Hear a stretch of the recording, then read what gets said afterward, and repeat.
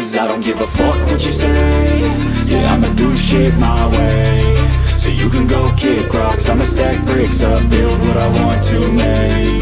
Yo, I got a lot of shit to say, so I'ma do this every day. I'll be writing things until I'm fucking buried in my grave.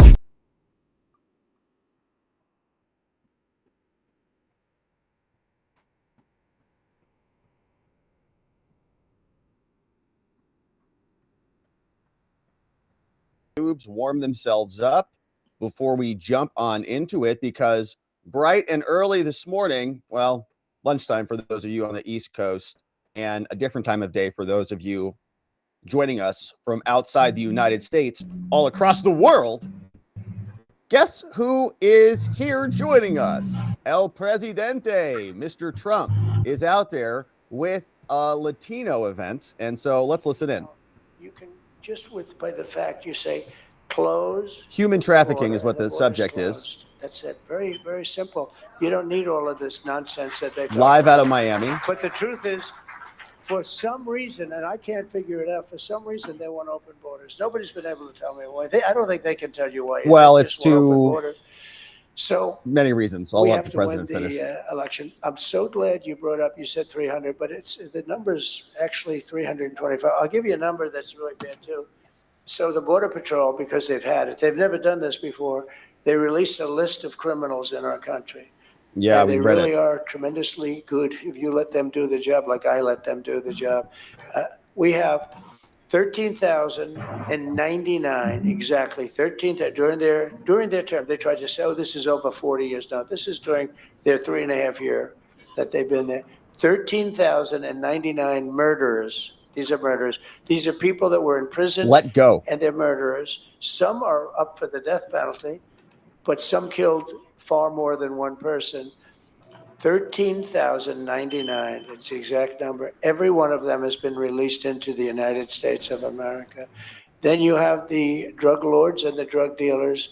There are thousands of them. Then you have the traffickers, the human traffickers. These are people that largely were in jail, caught. Then you have the gang members. These are people that weren't in jail, but they ruled the cities. They ruled the cities, the gangs, they ruled them. You don't have them, Christian Durrell, for the most part. If you did, you'd do something about it very quickly. We're lucky. But these are gang members that are so violent. And you see it's happening in Aurora, in Colorado, where you have a governor who's a radical left governor who's petrified of the whole situation. And they have military-style weapons. They have weapons that are of military quality. Somebody said it might be a step up. It's called a Supreme, a military Supreme. They have weapons and they're taking over apartment complexes and everything. In Colorado, just a few though. Largely. Not a lot. What's happening to our country is it's so crazy. Nobody would think it. I mean, you sit here and you're just amazed. As you speak, you get angrier and angrier because it's so simple and it's so obvious and everyone knows it's true and nobody does anything about it. All they think about is transgender operations. All they think about is we want men to play in women's sports. You know, I've never met a person, because I'm a sports guy, I've never met a person that came up to me and they say, we want men to play in women's sports. Well, have you met Tim Walz, Mr. President? Has anyone here ever met? I've been doing this a long time, and I've been talking about this for a while, because I'm ending it on day one. I'm ending it on day one. Ending it. And we, despite a whole web of things, we wouldn't accept it, but we're going to just end it. But has anyone ever had anyone, I mean, you have all these great politicians up here. Carlos, has anyone come up to you and say, we insist on having men play in women's sports? I saw a volleyball match this weekend where a man who transitioned, this is the way, I'm very politically correct now because, you know, you lose your whole, you lose in everything, politics. yeah. If you say slightly off, yeah, they'll just a man who transitioned chop you right off there, you know. Into, congratulations, a woman, hit a ball. He was like 4 feet up in the air. He smashed a ball so hard that these young ladies that were all top players, they said, we've never seen anything. They hit her on the head.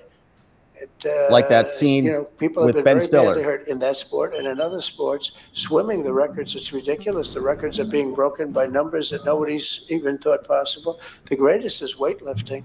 You see weightlifting records. Take a look at some of these records where a record that stood for 18 years. Bros and they put crushing an it. eighth of an ounce and an eighth of an ounce. And, Arnold out there. and these guys are walking in and breaking it. It's so sick that you actually say they hate our country. But think. Well, they hate has women anybody- and they hate the has standard anybody approached definitions, you right? and You've said, got we to want to really fight hard so that men can play in women's disintegrate sports." I don't think so. So the current societal there's a sickness norms. going on in our country. We have to end the sickness, and we have to start because she's a radical left. You know, she was one of the leaders. The one I'm running against. You're all running against somebody, but the one I'm running against, she was in favor of defund the police. She was one of the starters of defund. Now, once you have that ideology, even for a week or a day, you shouldn't be president. No. Because if you want defund the police even for a day, you shouldn't be She president. raised money to get him And she out. was one of the leaders. So, Mr. President, so I just want to leave it at that. Would anybody else like to say anything? Bob, would you like to say something? Sure, Mr. President. Go ahead. Give a Latino a microphone and we'll. That's all right. In your case. Give a Latino a microphone? President, I can't believe your courage, your fight, and I know why you're doing this. You're not doing it for anything but because you love this country. All right. You love us. He does, yes. All right, so good stuff. All right, so this is a Latino Americans for Trump. Latino Americans for Trump. Not, you can tell it's not a Democrat event because in the Democrat events, it's Latinx. Latinx is for Trump. Latinx is. So that, which might be why they're having a little bit of a difficult time with the Hispanic community so far. Now, I think this event has been going for about an hour, so we're probably getting close to wrapping it up. It's 12:06 over there in Miami. Let's see where we're at. Poet, Jose Marti. All right, so we've got other business to attend to, my friends. It's a beautiful morning. I wanted to chip in on that while it was live because it's currently happening. And so that is one thing that is out there and about. So let's pop this open and we'll keep our eye on that. But what else is happening over on C-SPAN today? We got a bunch of other stuff. We are now officially 2 weeks out from the election. And what did I do? Oh yeah, I'm in the wrong section. But the clock, election countdown clock. Where are we at? Let's see where we're at. The election countdown clock, 13 days, 41 minutes. No, 14 hours and 51 minutes. So here it is. 13 days, 14 hours, 51 minutes. And the clock is ticking. Dun, dun, dun. 14 and counting, 13 and change, baby. We're getting close. So we're going to keep our eye on, of course, a lot of the election stuff. We've got a bunch of that queued up here, some Secretary Bonanza stuff, and we've got a lawsuit or an order out of Michigan. That's good news for Jocelyn Benson, so we'll talk about that. But what else is happening here today out there? You can see Trump is out. This is what we were just watching. The former president is hosting a Latino roundtable. Oh, he hosted that. Interesting. Okay. So he was inviting. Oh, so this is the Goya Foods guy. All right, that's who that is, Goya Foods. Remember Goya? We also have this morning, we've got Treasury Secretary Janet Yellen. Yesterday on the Membo stream, we read a letter that she got that was asking about Act Blue, which was interesting. I'm glad that there's some pressure on Act Blue stuff. We also had, right now, apparently the New Hampshire governors are debating at 9 o'clock in the morning. What? On a Tuesday? Okay. State Department has a briefing today. Defense Department has a briefing. Then Obama is going out with Walz. What? Why is he hanging out with Walz? Probably because he doesn't like Kamala, I would guess. Then Biden is delivering remarks. JD Vance is coming to Peoria, Arizona. You're kidding. Arizona. Wow, that's right around the corner. Former President Trump campaigning in North Carolina tonight, 4 o'clock. Right around the time we do our show. Great. Pennsylvania, they've got a debate. Walz is going to be in Wisconsin as well, solo. Obama's going to drop him off. Then Vance is going down to Tucson. And then Obama is going to Detroit with Kamala Harris. Man, so is that an election schedule or what? They are crisscrossing right now. And so Obama's going to be in Michigan. which is one item that is on the docket today. And so let's jump into it because we've got some good stuff that we can see has been queued up. And this one we didn't get to yesterday on the show because we read the entire 132 pages of Nathan Wade. But this is another big story starting now. The secretaries are announcing that election results may not come in on election night. We got used to that in prior elections in America, where we would go to bed and we would know who the president was. We wouldn't have to let this thing linger on and on and on, while the secretaries had to delay things so that they could assemble the necessary votes to close the margin. So we would wake up the next morning and lo and behold, we'd have a different president than the one we suspected actually won. And so Jocelyn Benson, we saw, was responsible for a lot of nonsense last time in 2020. She's still in charge in Michigan, a pretty important state, filing lawsuits, defending lawsuits, changing a bunch of stuff in the election manual. And we've already talked about other lawsuits here against her that she's lost, thankfully, where she tried to say that there was a presumption of validity for signatures as they came through, meaning she was trying not to check the signatures at all until a judge told her you have to. So now what she's saying is that we're not going to know on election night, but in fact, that we should know on Wednesday, the day after Election Day. Isn't that fun and convenient? And Michigan's a pretty important state. Then you start adding these all up. And as we'll see, we've got Raffensperger, who is saying the same thing, except he's talking about it in the context of the UOCAVA ballots that are not going to be coming in until Friday. So we've got these two clips from Raffensperger when he was back on with Face the Nation, saying the same thing, that all the overseas ballots must come in no later than Friday. Well, the election's on Tuesday. All right, so you see what they're already forecasting for us. And my friends, we saw a lot of this last time, okay? Just to be clear about this, they told us on election night, remember they called it the red wave, the red mirage. They said, just get ready for this. Trump's going to look like he's winning. Then we're going to be printing ballots and dropping them off. And then the margins will close after the election night is over. And so it's called pre-suasion. There's a guy who wrote an entire book about it. And his name is the guy called Cialdini, Robert Cialdini, who wrote the book Influence. They're pre-suading, they're pre-butting any criticisms. And so here's what she's saying. She's making the rounds. Jocelyn's all over the place. And she just won a big victory on these UOCAVA ballots we'll talk about later. But here is what she said over on Face the Nation. Hang on. We're still listening to what's going on in the Trump world. So let's turn that off and let's go back to Jocelyn.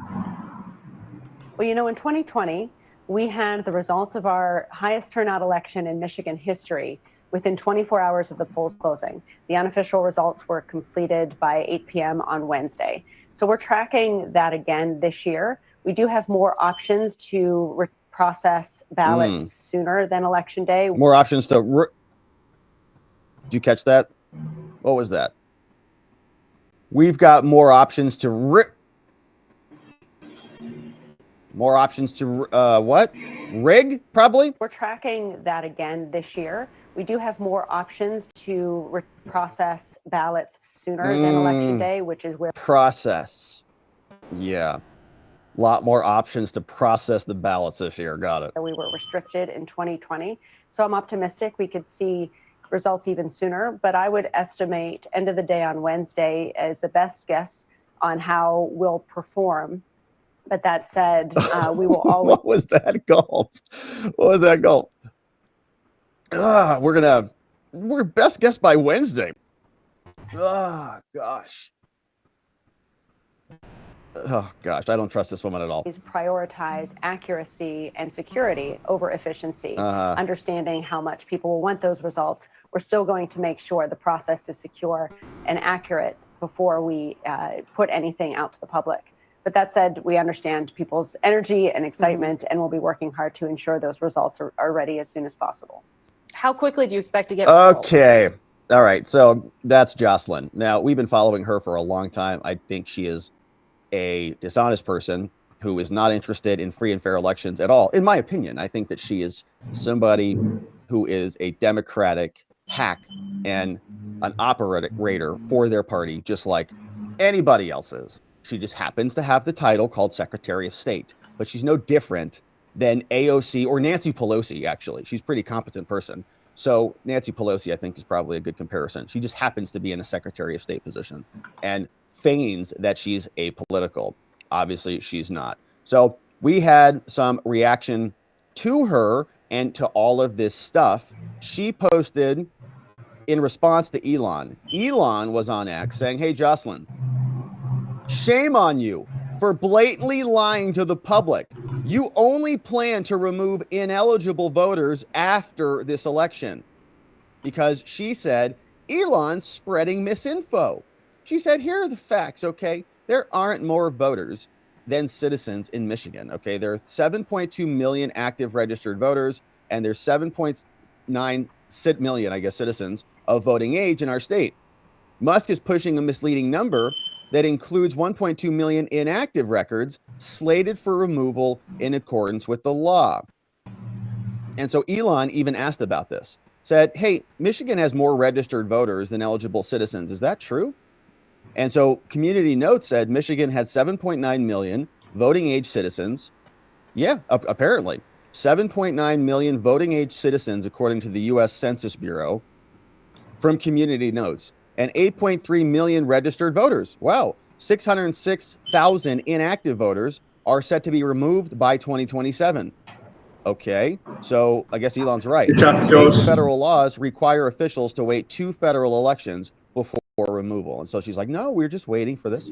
Oh, I agree. And so she said, hey, don't feed the trolls, okay? I'm just following the law. And she's, I guess, correcting this Community Notes. Now, Community Notes from X is citing these sources. So Michigan, Bridge, MI, federalregister.gov. So, right, so you can click those, follow through to verify and vet that data. But this is what's showing up here. Now, she's saying that's not true. My numbers are better than your numbers. Musk is pushing a misleading number that includes 1.2 million inactive records slated for removal in accordance with the law. Don't feed the trolls. Check out my election facts. So Elon blasted back. He said, hey, Jocelyn, shame on you for blatantly lying to the public. You only plan to remove the ineligible voters after this election. That necessarily means that there are far more people registered to vote than there are eligible voters. And she says, hi, Elon. In Michigan, we tell the truth and we follow the law. And the follow the law crap is what you say when you want to do something that is publicly unpalatable. And it's what Kamala did. Kamala did that same line when she was talking to Brett Baer. He's like, do you really want to give illegals free trans surgeries? She's like, well, I follow the law. He's like, well, do you want to do that? She's like, well, I follow the law. I know, but like, you're the president, so you get to enforce. Well, I just follow the law. Like, okay, Kamala. Thanks.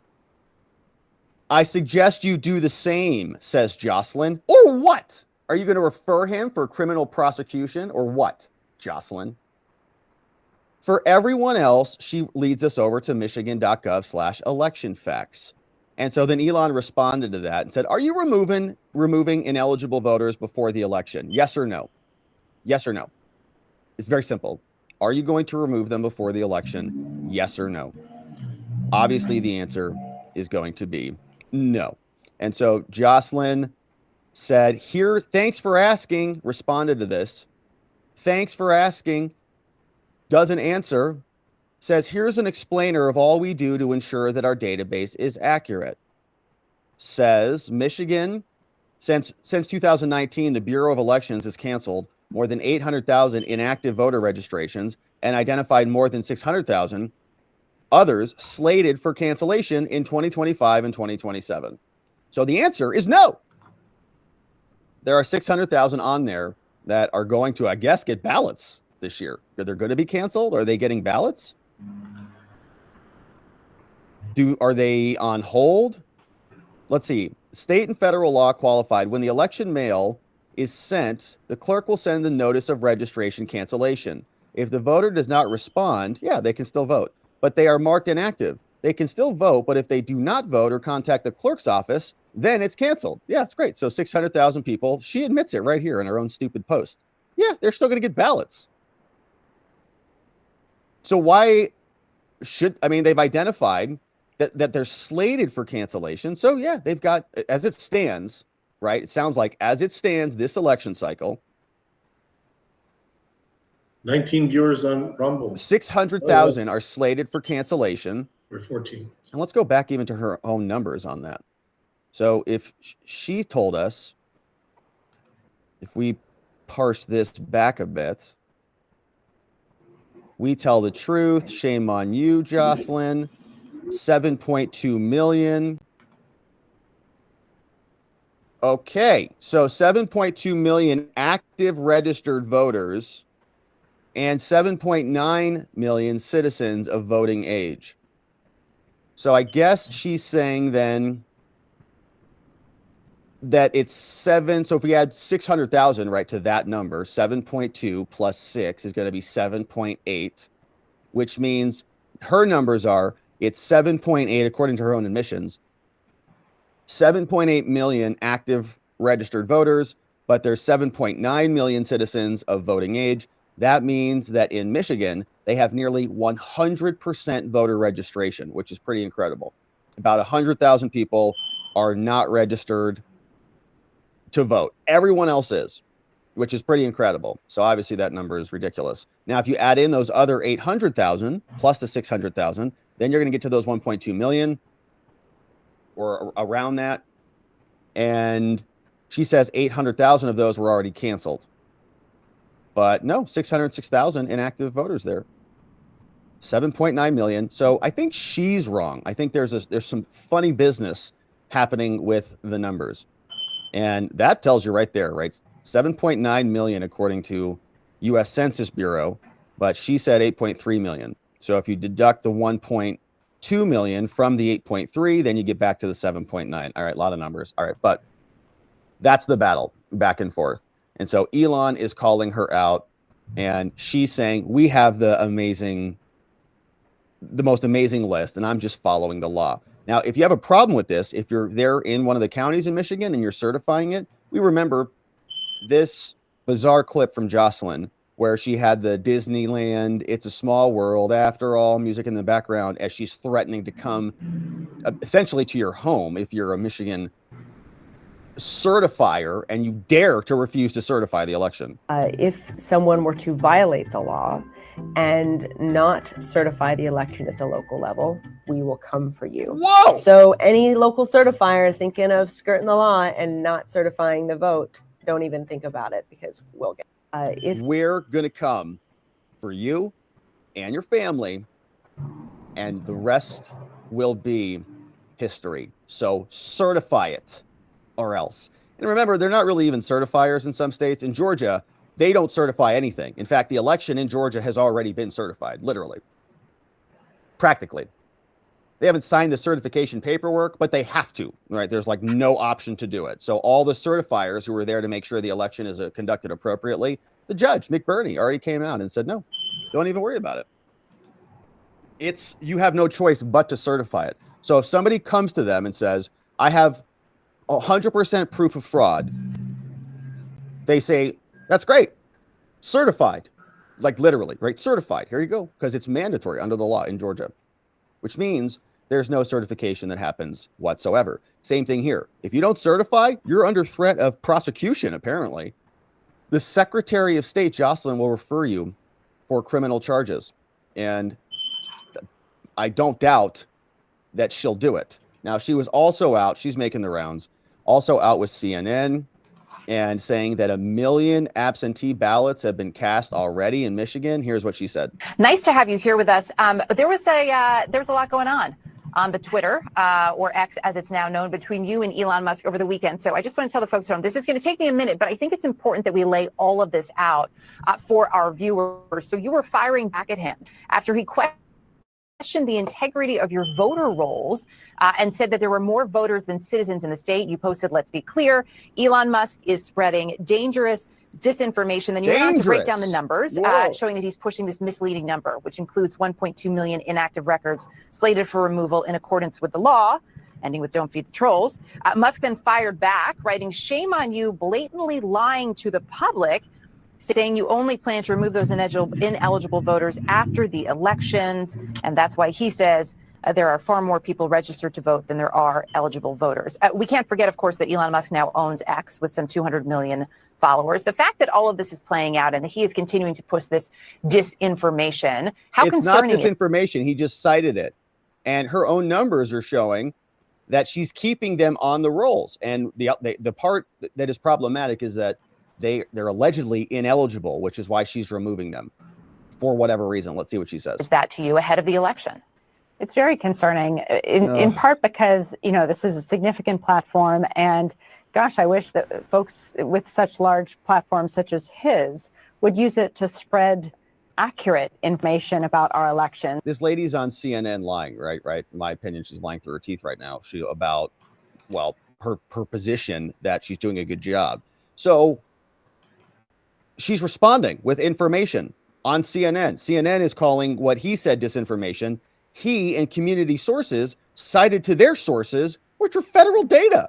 So I understand the nuances and the challenges of doing that, but if you have enough time to Google me and look up my middle name, which you clearly did, you should be able to find out the facts of our elections and post those as well. What is her middle name? In my view, I'm going to just keep working to make sure citizens know that our elections are secure, that we ID every voter, that we vote on paper ballots, and that we have many layers in place to ensure our results will be accurate.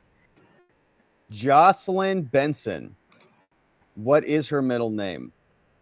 I don't know. It's not here on Wikipedia. Here's what it tells us. Jocelyn Benson. She graduated from Wellesley College. Oh, I don't even know what her middle name is. It's interesting. I don't know, but maybe she doesn't like it. Is that a sore spot for her? All right.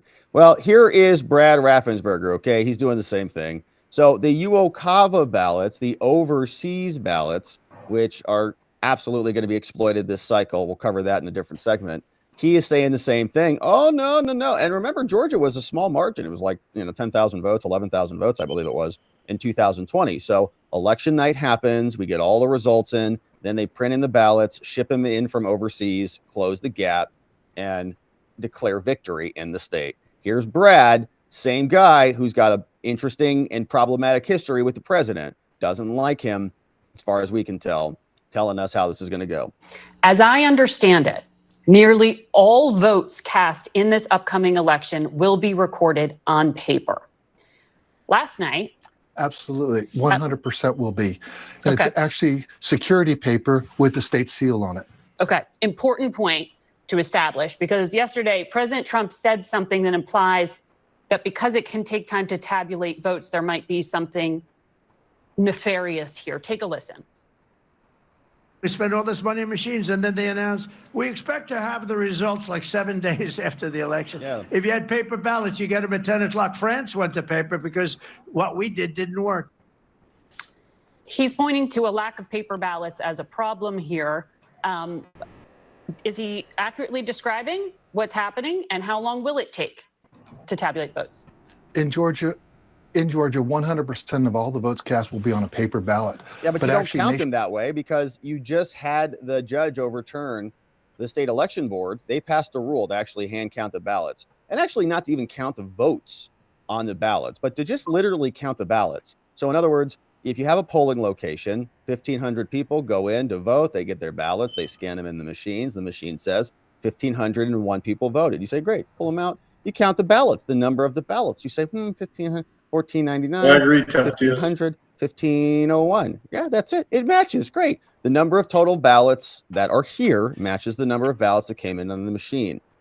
So we are reconciling the two. Very simple. But they're not actually doing that. They're just using the paper ballots. That's great. And they're just shoving them in the machine. Nationwide, it's going to be over 96 to 97% of all voting in America will be on paper ballots.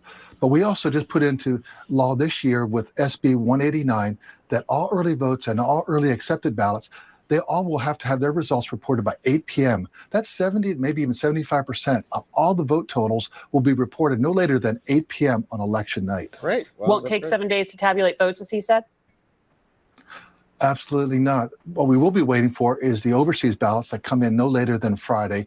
And so those will then be the final numbers. And we'll just see if that makes the difference in the total vote totals. I understand we're very competitive.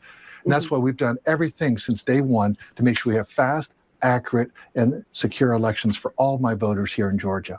Okay, so it'd be fun to take over and unders on Georgia.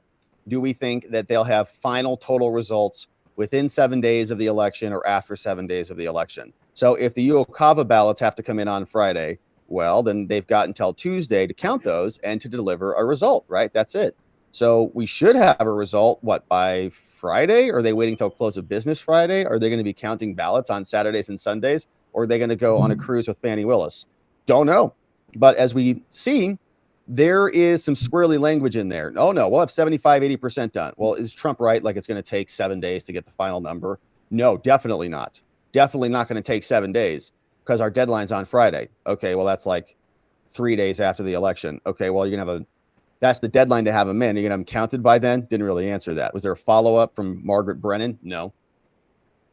Except Trump's just a bad dude and he's spreading election misinformation. Got it. Now, meanwhile, Democrats are launching an all-out assault on Jill Stein. She is another loose end that they have to clean up. So while they have all the secretaries who are prognosticating election delays, saying everything's totally in order, which is what they say every time, and it's never in order. We saw that happen in Arizona with onesie-twosie Bill Gates and Stephen Richer out there saying the election was perfect, even though people were standing in lines trying to vote for Carrie Lake for hours. Now, they said Miss Stein is back on the ballot almost everywhere that matters. Returning to the campaign floor in an ostensible coin flip race between Trump and Kamala. Now, while Stein condemns both zombie political parties, which I think is fair. I mean, they both, like the Republican Party, like other than, the Trump carve out here, it's like Mitch McConnell and Mitt Romney. Give me a break. Her campaign has focused largely on hammering Harris, blaming the White House for the violence in Gaza. And this is a big problem for the Kamala campaign in Michigan. There are articles out there that they're hitting the panic button there too, because of her position on that conflict, saying, well, basically nothing, that we're going to keep doing what Joe Biden is doing. We can't give up. We can't give up. What? You're going to keep funding both sides of the conflict and pushing for a ceasefire that is not going to happen anytime soon? So, okay, the party is prepared a negative ad blitz to go against Miss Stein, and Democrats, as never before, are going to be hitting her. In its first such effort ever directed at a third-party candidate. Look, man, they're nuts. They're going on a negative ad blitz. They're fearful that Stein might divert critical votes in places like Michigan. Democrats are also pressing their case on billboards plastered recently across swing states. They're saying, Jill Stein helped Trump once. Don't let her do it again. And I think we appreciate Jill Stein in one way. There definitely are people, I've spoken to them, who say, I just can't vote for Trump. And they're the Kennedy people, right? And I think I mentioned this before earlier. Oh yeah, for sure. I agree. I was speaking with a woman. I just, I love you get people Kennedy. that apply here all the time. Gone and met Kennedy at the event with Tucker. And it was amazing. And they never show up. And so I was explaining this to her. She's like, gosh, I love him so much. It's so amazing and all the things. And we had the conversation about where he was going. Come join Team Maha. If you don't like MAGA, join Maha and come join us to make America healthy again. She's like, well, oh God, and I'm just hemming and hawing about it. And so in my gut, I don't know that she's going to jump on and vote for Trump. But Jill Stein, right, for those people who are out there, if they're not going to stay home and if they're not going to vote for Trump, we'd rather them have an outlet of Jill Stein, let's say, rather than Kamala, right? We'd rather it go to Jill than Kamala, which is why the Democrats are so freaked. And they're trying to get her off the ballot and they're launching an onslaught. They recognize that. They're like, oh, crap, there's another option. So that's not good. And Jill Stein is a very unique person in Michigan and other places where there are large Arab American populations that are upset about what's happening in Gaza. And she is there talking against the violence there, saying it needs to stop. So perfect. It's a nice option for that demographic. Now, for the last 8 years, Stein has taken her place as a peace-peddling, Democrat-bashing, Republican-aided, formerly Russian boosted villain of the left. The hell kind of sentence is that? From the Times? Was this Times? Yeah. In 2016, she got 1.5 million votes. Wow. Her support in the decisive states in Michigan, Wisconsin, and Pennsylvania exceeded Trump's margin of victories in 2016. Some national polls have her around 1%. And so they're coming after her hard. She's saying, I'm not a spoiler. Maybe you guys should have a better candidate who's not Kamala. So it is happening everywhere. All the swing states are being targeted, the secretaries and the Democrats gearing up for the final hour. Now, let's turn our attention over to Michigan here, because this is one way that they're going to exploit the rules. Jocelyn Benson, the secretary from Michigan, celebrates a victory. Those overseas ballots are going to be coming in, even from people who didn't reside in Michigan, opposed to Michigan law. According to the Michigan Republican Party, against Jocelyn, they're saying that these votes shouldn't count. And now they will, because Jocelyn and a judge said so. So she's celebrating this, saying a win for voters and democracy today in Michigan. And we're going to show you how they're exploiting this, because this is happening not only in Michigan, but it's in many other states. It's an exploit using the UOCAVA ballots. It is the Uniformed Overseas Active Service people, and it's also overseas voters who are not necessarily active duty, active military. So we have to distinguish between the two. But here's what she posted. It says, a federal court upheld our work to ensure that military service members and their families serving overseas can vote, which is a very sympathetic class. We love our military. We love our service members. We love the people who sacrifice for our country and contribute. And so, of course, we want them to participate in our elections. That makes total sense. But what about the overseas voters?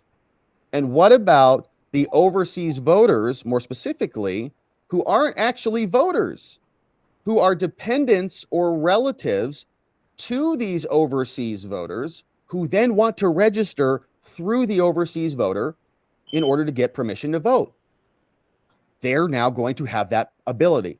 So she says this is an 11th hour attempt to disenfranchise these electors, which of course is not true at all. But this is why this is a big number and why this is important.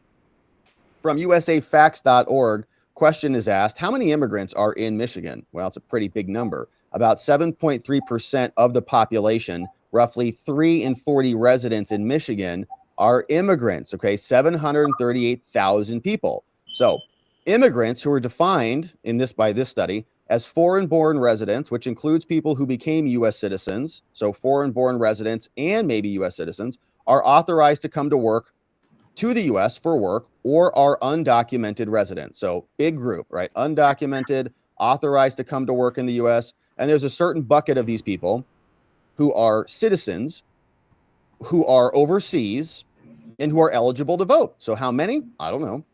Do you think it's half who are overseas? No, probably not. Do you think it's 10% maybe? 5%? Is it 50,000? Is it 20,000? I don't know. But now let's take that bucket. Let's say if there are 738 here, presumably there's probably a contingent that went also back home, right? And travels back and forth and does all the things. So that's a big number. Of that, if there are people who are citizens who go overseas, can they overseas then register their dependents who have never been to the United States, have never resided in Michigan? You're right there. And they register them to vote through that overseas person? Answer is yes, they can, because that's what a federal judge just said, even though they've never resided in Michigan. Here is the order. Now, the claim comes from the Michigan Republican Party and the RNC and Cindy Berry versus Jocelyn Benson. The case is arising out of the state of Michigan in the Court of Claims. Now, this is the opinion and the order denying the RNC's request for summary disposition in granting I'll be Jocelyn right there. Benson's I'm on the phone. victory. Now, this is from the Court of Claims, which is a state court from the state of Michigan. And I thought she just said this was a federal court, saying a federal court upheld, which I do not believe she has her courts correct. But all right, here's what the opinion says. Says, okay, now the opinion in order. So this is from the judge, and this judge is from the Court of Claims in the state of Michigan, telling us the following. Now, undoubtedly, the right to vote's important, and says disenfranchisement of a right to vote is a pretty serious thing.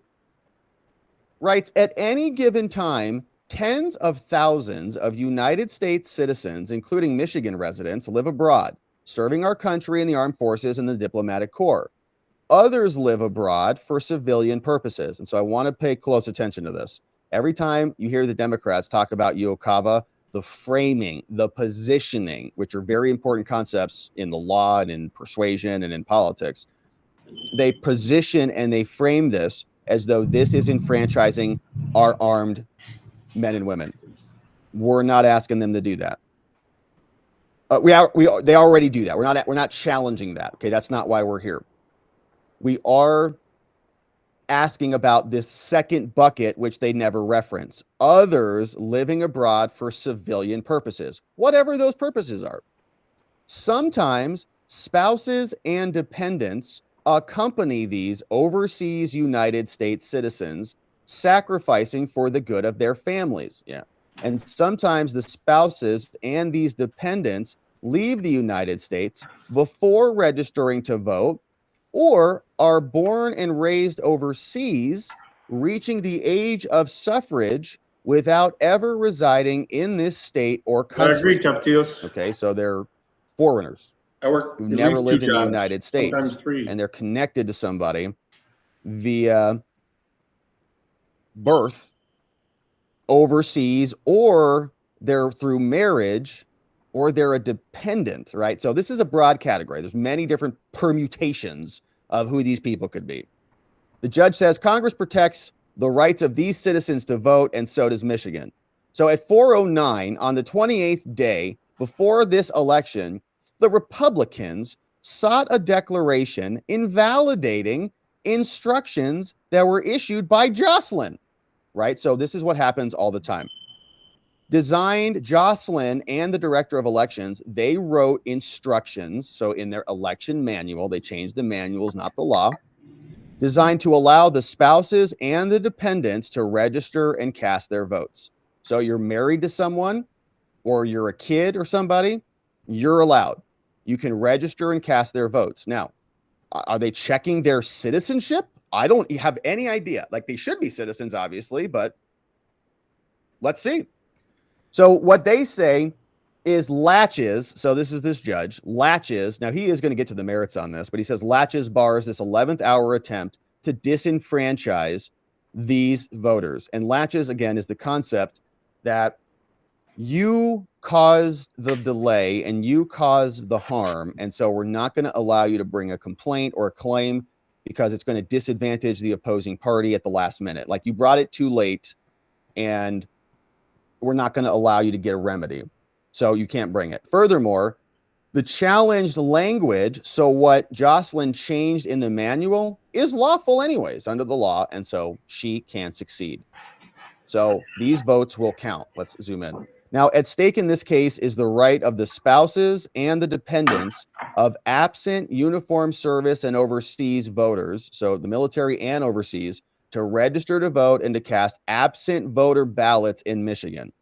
So now we're thinking about election exploits and how could they do this? Well, they just need one overseas citizen, and then they declare, I'm a spouse, I'm a dependent, and then they can fill out an absentee voter ballot, theoretically. The subject group members do not currently live in Michigan, and they can't vote in person, nor can they easily drop their ballot off to vote in person or to remedy the alleged deficiencies in their absentee ballots before November 5th. And so given this reality, the law protects the right of them to vote by absentee ballot. Now, the federal government requires states to permit these people, as well as their spouses and dependents, to vote. The Uniform Overseas Act, the UOCAVA, requires states to permit this to happen.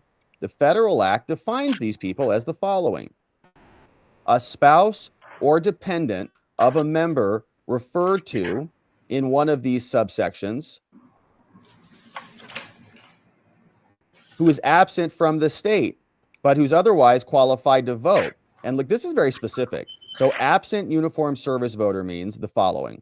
And so member of the Merchant Marine, active duty, or a spouse of one of the two. Overseas voters is broader. An absent uniformed service voter who, by reason of active duty or services, is absent. A person who resides outside the United States and is qualified to vote in the last place they were domiciled before leaving. So that's super broad, right? Anybody who leaves, basically, you're now an overseas voter, as long as you were domiciled, as a resident in that state for a bit. A person who resides outside the U.S. but would be qualified to vote in the last place in which they were domiciled, right? So you can go overseas and still vote absentee. Now, Michigan amended its election laws to implement that, and the law provides that a qualified elector must live in the municipality for at least 30 days. The legislature generally defines residence as the following. Residence means, where you sleep, where you spend more of your time, and you don't gain or lose residence while engaged in the service of the United States. But they said more specifically that overseas voters can also request ballots by mail. So a spouse or dependent overseas voter who is a citizen is accompanying that overseas voter and is not qualified anywhere else can register to vote. And so more rules. Now, the Republicans, they take issue with the language in the manual. Okay, so he gave us the rules. Now, the manual says the following. So Jocelyn Benson then took those rules and then wrote a manual and said, to be eligible to register to vote, if the voter is a civilian, the voter must be living outside the United States if you're eligible under these things. If the voter is a member of active duty or a National Guardsman, or if the voter is a dependent of a member of any of the listed organizations, the voter is eligible to register to vote using the forms, regardless of whether the voter is serving overseas or inside the U.S. Each UOCAVA voter must submit their own form, saying a United States citizen who has never resided in the United States, but who has a parent or spouse or guardian who is last living in Michigan, is eligible to vote in Michigan as long as the citizen is not registered to vote in another state. So in this bucket, then, we've got people who have never, ever apparently resided in, maybe they've been to the United States, but their parent was, and they should be a citizen. So if you're in that category, a voter then may register to vote in the jurisdiction in which they are registering, even if someone else now resides at that address, if the building has been demolished or if the address no longer exists. So that's interesting. Apparently, this is also in the manual. The only requirement is that the address be supplied as the last address, and so we don't even need a valid address, so the building can be destroyed. Now, they filed suit saying that the manual violates this. Every citizen of the U.S. who has attained the age of 21, who has resided this, meets the requirement of this. The legislature shall define residency for our purposes. So they say, wait, no, the Constitution says you must be a resident for 6 months and that the federal law preempts this, and you have to at least have personally resided in Michigan. So if you're a spouse or dependent and you haven't ever, basically touched foot in Michigan, like you have to relate back to your state, you can't vote in that state. Plaintiffs seek a declaration in the manual's provision that a spouse or dependent is eligible to vote despite never living in the United States, right? That's invalid. So those people have to not count. for Michigan. They don't challenge the constitutionality of the Michigan statutes, of course. Now, we've got it back and forth. The state, Jocelyn Benson, responds. They say, no. They say, first of all, you didn't give us proper notice with the Court of Claims. And second, latches. This challenge could have been raised at any time after 2017 and should have been brought up to the year earlier. It's too close to the election, and now we're already voting, essentially. And so and this is the argument that is successful. They win on this. Third, they say that the harm is merely hypothetical. Jocelyn also says that the Constitution allows them to define this exactly how they want. So the RNC obviously filed a cross motion, as we see here, and the judge is going to give us some standards of review. So what are the rules? And then we get to some analysis. So let's see what the judge says. They say, all right, Jocelyn Benson says the action must be dismissed. They didn't give us any notice that they were going to be filing this claim. Now, this tells us what is required before you sue the state. Remember, the state makes it extra hard to sue them because they're special. And they say, given all of this, the verified complaint was received within the notice period, so Jocelyn loses on that. You had plenty of notice, so this case survives on that regard. Now, standing, we see this comes up all the time. Jocelyn also says you have no standing. The court has considered the pleadings, and as we see, Clerk Barry has a clear interest in how these are tabulated. And so she doesn't know how to tabulate these things when they come in across her desk because she's the clerk. And so therefore, there is at least one area where this could be harmful. And so we deny that there is standing at least a little bit. Now, how about latches?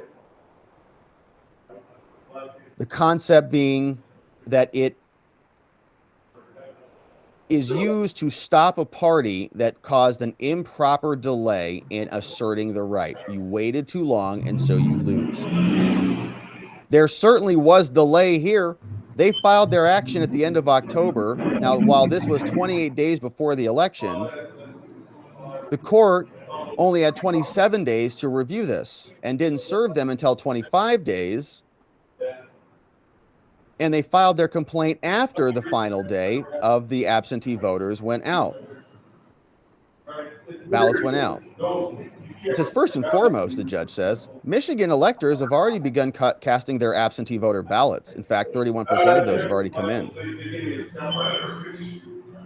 So there are two areas of prejudice now.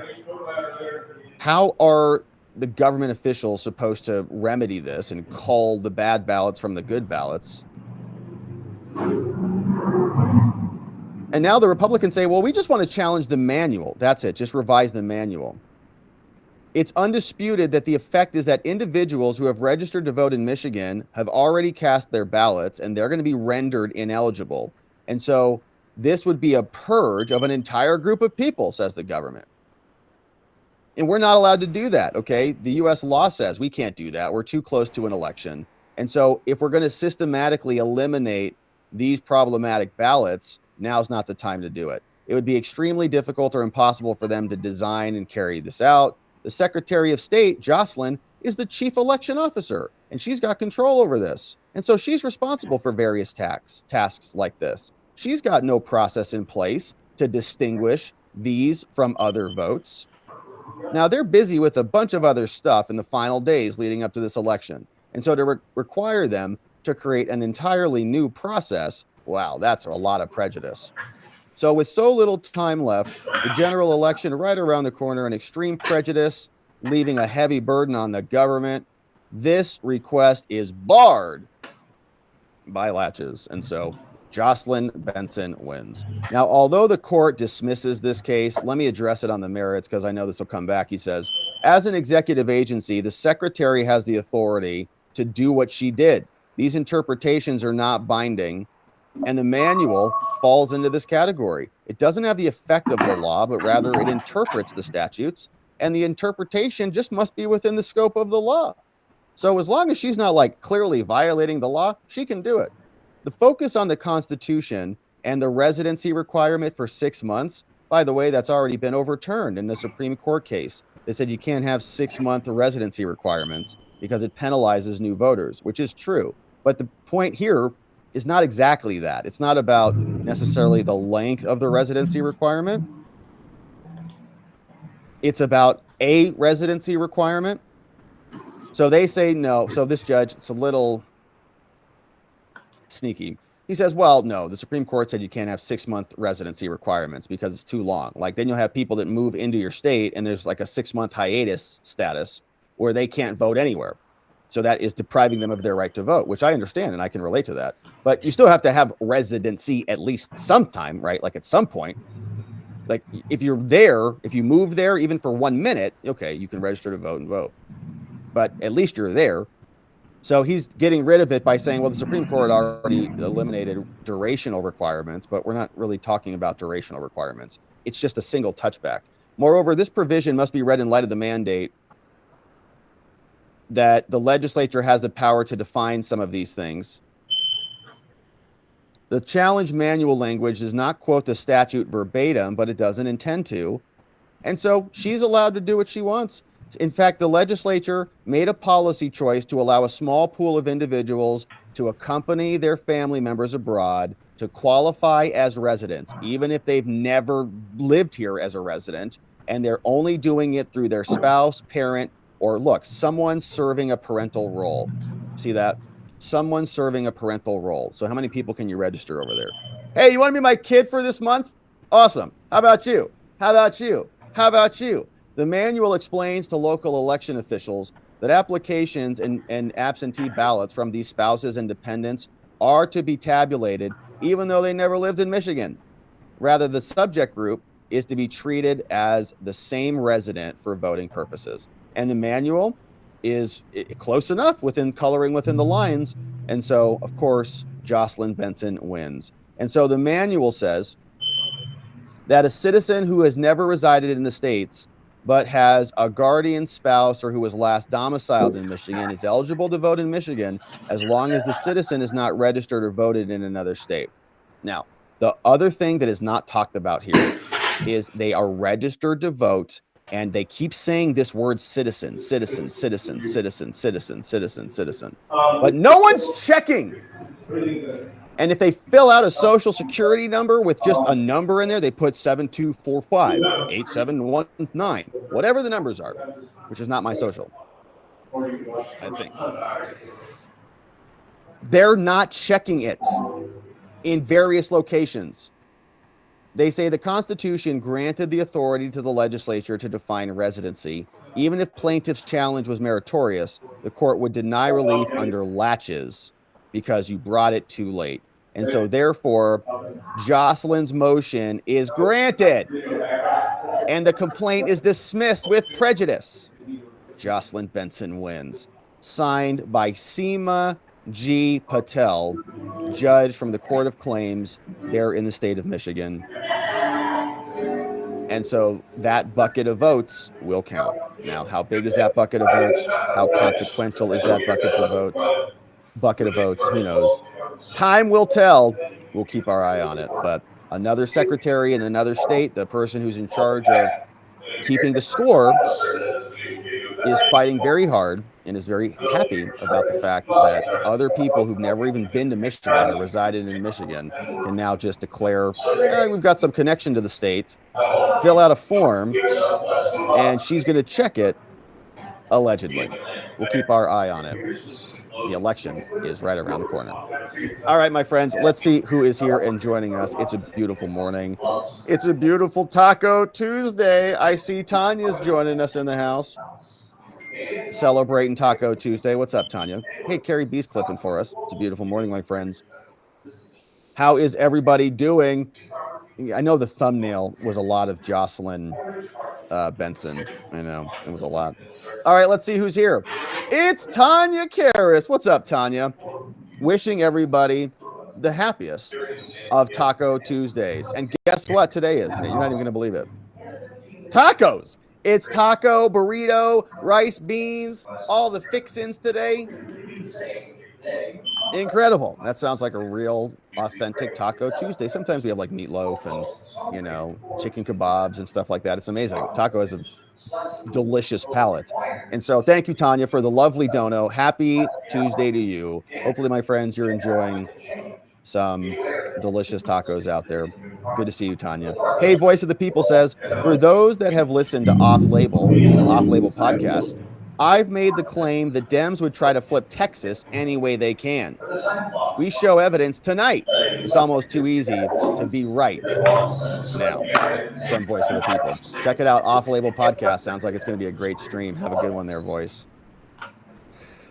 Hopefully they don't do that. Glocky says, American elections aren't serious, and the judges that ruled in favor of this in 2 states, the RNC that waited until the last minute are clowns. Yeah, the RNC challenged how states accept ballots from citizens living abroad, citizens who have never lived there, as long as their parents are eligible to vote in the state before moving overseas. Michigan also extends protections to spouses. And again, they're not really checking them as they come in. We saw that, I think, is happening clearly in Michigan. The Republicans were suing over it. The registration forms come in, they just process it. That's all. Jennifer, Rob, what is it with their crazy eyes, man? It is weird. I know. They're all over the place. Crazy Eyes Griswold, Jocelyn Benson, Shenna Bellows. They all kind of, you know, I mean, it's just like, oh, look, I don't know. Brains are fried, probably. All the communism. Communism, my friends. Not even once. Don't do it. Leonard says there's no point in certifying if you do not have the option to certify. You're exactly right. You're just a little cog in a machine, just an assembly line. Yeah, don't mind me. Says, imagine someone is a health inspector of a restaurant, but is not allowed to certify anything. Just walks in, walks right out. Certified. It's not even a real phrase. They should just strip it out of the code because it means nothing. Hey, Steven, 005. What's up, Steven 005? 6 months as a member. That's 2/3 of the way to a baby. He says, Rob, can UOCAVA be verified that it's not duplicated? I mean, I don't think so. You know, they say yes. I'm sure they'll say they'll match 1-to-1 registration to ballot, but I think the ballots are also emailed in some locations. But the bigger issue is the one we read in Pennsylvania, where they're just not checking. Essentially, the ballots come in, or the registrations come in, and they don't vet the registrations against any citizenship checks. And they were sued in Pennsylvania to force them to do it. And they're like, no, you can't force them to do anything. Hey, Mikhail, what's up? Says, so sad that all these Dems now reflect is having twisted wiring in the head. I now understand how to recognize mental illness from watching all those with TDS. And that is a lot. Yeah, it must be causing some wiring with the eyes, too. Don't know what it is. Londo, watching these judges foolishly endorse the crime for any excuse they can grasp does not bode well for what happens in the future, no matter who wins. The judicial house needs a cleaning. Yeah. A lot of cleaning, house cleaning is in order. Tobo says, Maria Bartiromo had an FCC commissioner who noted that Harris is spending $42 billion to bring high-speed internet to the world. Needless to say, Elon flew Starlink in rural areas to the Appalachians. There was no internet. They could have had Starlink in their hands a couple of years ago. Facebook initially claimed to have had the post fact-checked as false. They did reverse the labeling. Interesting from Tobo. Yeah, $42 billion could have given everybody in America Starlink, right? $42 billion. Let's do the math on that. 42 billion. 42, 1, 2, 3. Okay. Divided by how many Americans need a Starlink? 350 million? Okay, let's see. 42 billion. Yeah, literally. So Starlink, that would be $120 a piece. Okay, we need a little bit more than that. I think you could get the Starlink roaming. You could almost buy every American a Starlink. That's insane. Really, that's it for 42 billion? So this is my math right here. 350 million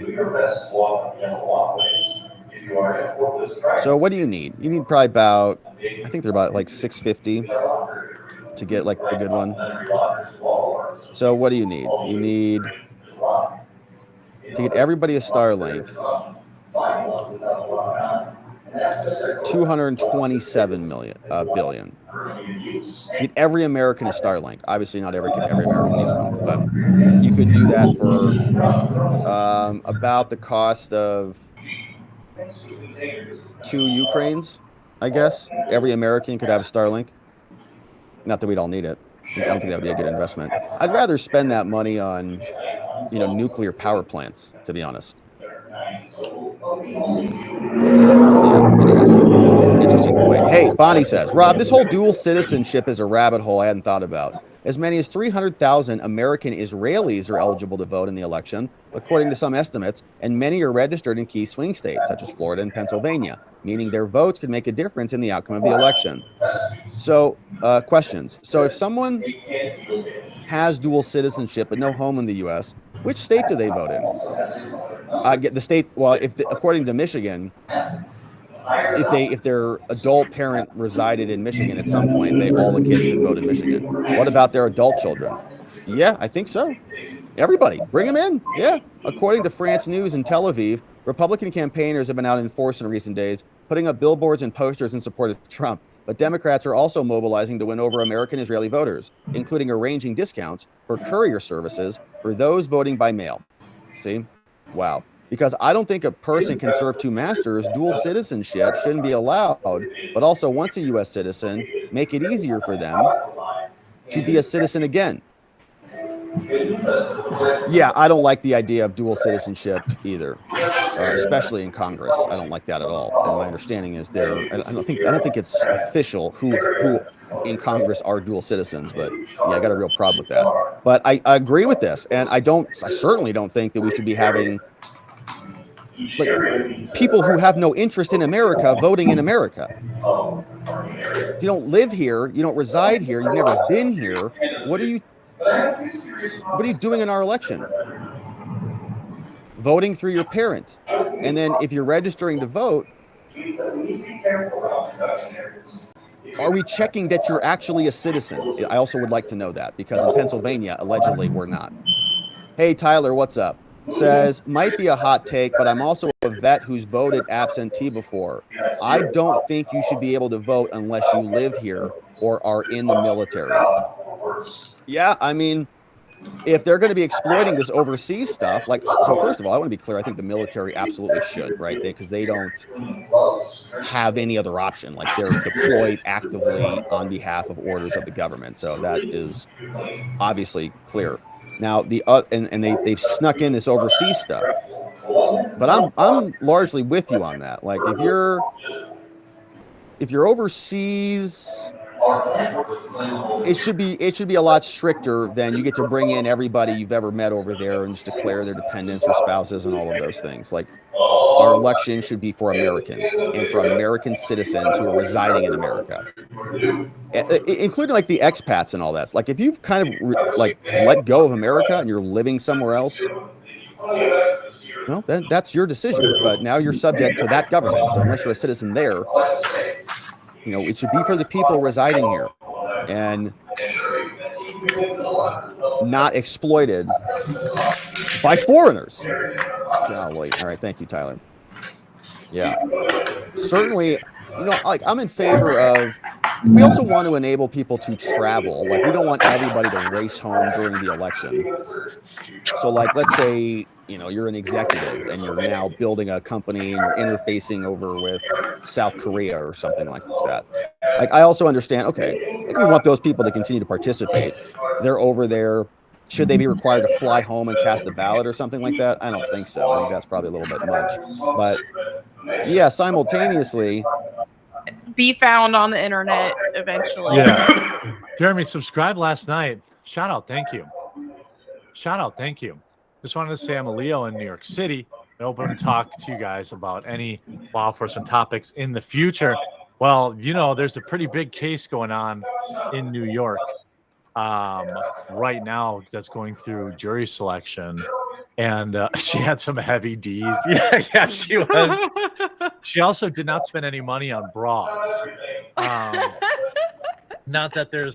Oh, somebody said it's already been leaked. She has no F. I figure. I mean, she had a BBL. Like you could tell she's a hoe. Yeah, Right there. She had that OnlyFans model like build, but not. Yeah.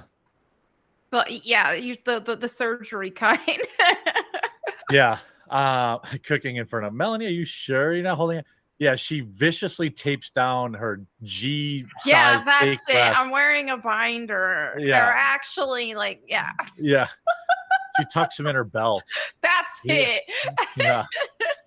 The Eli says voted early and have been harvesting votes. Fuck yeah, dude. Can I get a go pack go? Yeah, go pack go. Stop turning the ball over, Aaron. Jordan Love. I mean Jordan Favre. Yeah, the hilariously, yeah, Daniel Penny. Yeah. Yeah, it's wild. So last night we had, I just wanted to stall a little bit, let people get in because it's a new stream. Last night, Tim kind of crashed out. I don't know if did you see it? I didn't see it. Like I saw that you were talking about it a little bit, but I didn't know what happened. Yeah, I think I'm going to show like the first couple minutes of it so that we can get it in his own words. Okay. But I do want to point out, as a point of what's the word? Not transparency, but like, look, I've had several crash out streams in my life. I am not judging him for having a meltdown. I've had an attitude on. I've had it's funny. One of my stream meltdowns was at push-ups. We're good. Oh now. no! No, it's just one of those things. He was getting on my nerves, and I just lashed out at him. Oh yeah. Well, that's not so bad. I had a legendary live stream, which was, I believe, the final straw, and I will never live stream drunk again. Where it was so bad, I was like having like a midlife crisis about trying to get Elon Musk to buy Twitter. Right. And it was like so bad that like Moist Critical made a video making fun of me, and I like totally deserved it. I didn't even like do a response video. Like I totally deserved it. It was very bad. That was a bad stream, bad moment. So to be fair, like I am not judging Tim for crashing out. I am analyzing it though. If he had deleted it, I would have probably let it be. But he didn't, and he left everything up. So I think we'll do that. Rodney says, "Here's a few pennies to help keep you guys on the air." Hey, thank you.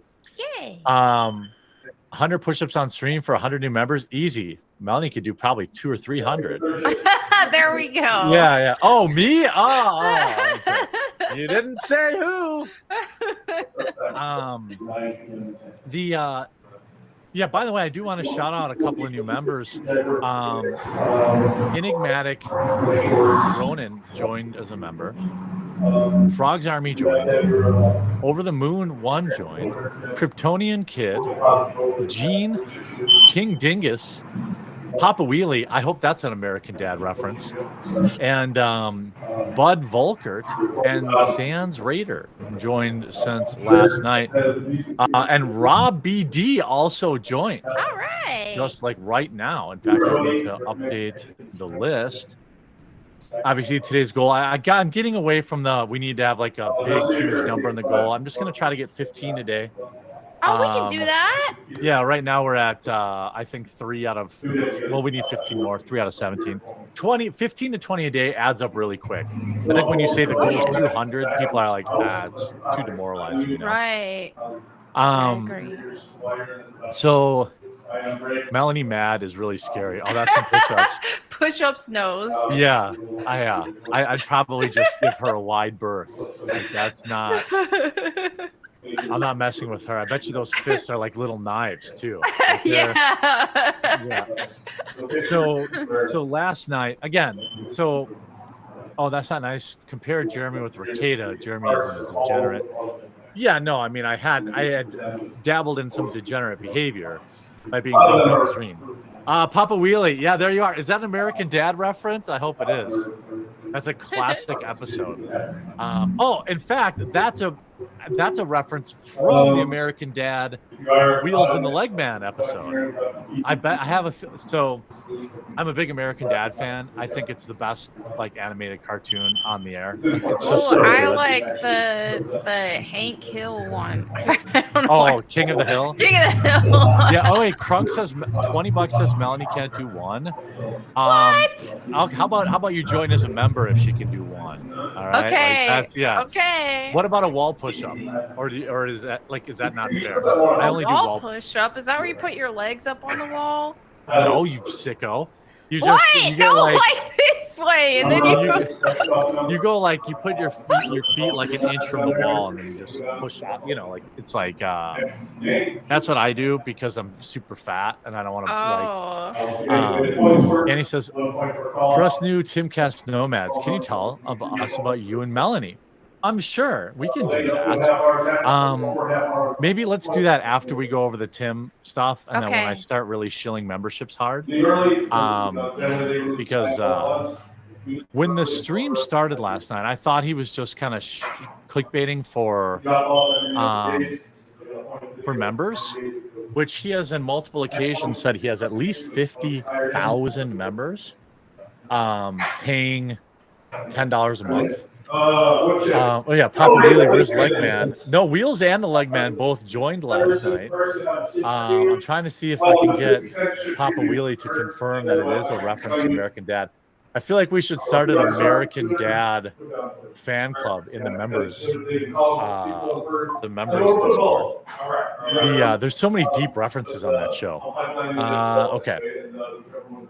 So I thought, every once in a while, Tim has a little bit of a tantrum, but this guy has 30 employees and an immense amount of pressure on him. Right. And so I generally just I cover it because it's free views, I'm not an idiot. Mm-hmm. But also, I'm also wow, shout out to 2,000 people watching on Quartercast right now. Dang, Daniel. Yeah, wow. Vito the Green says, I've shouted out a lot last night while streaming, so hopefully some people are there. Vito the Green says, it's kind of hard to run a company when your booking person is screaming about Jews 24/7. And you have a leftist under you, and you're surprised that they're leaking your info. Yeah, let's actually just get into it, okay? I'm not watching. Papa Wheelie says it is. I'm in a wheelchair. You're literally Papa Wheelie? Oh, wow. I love that.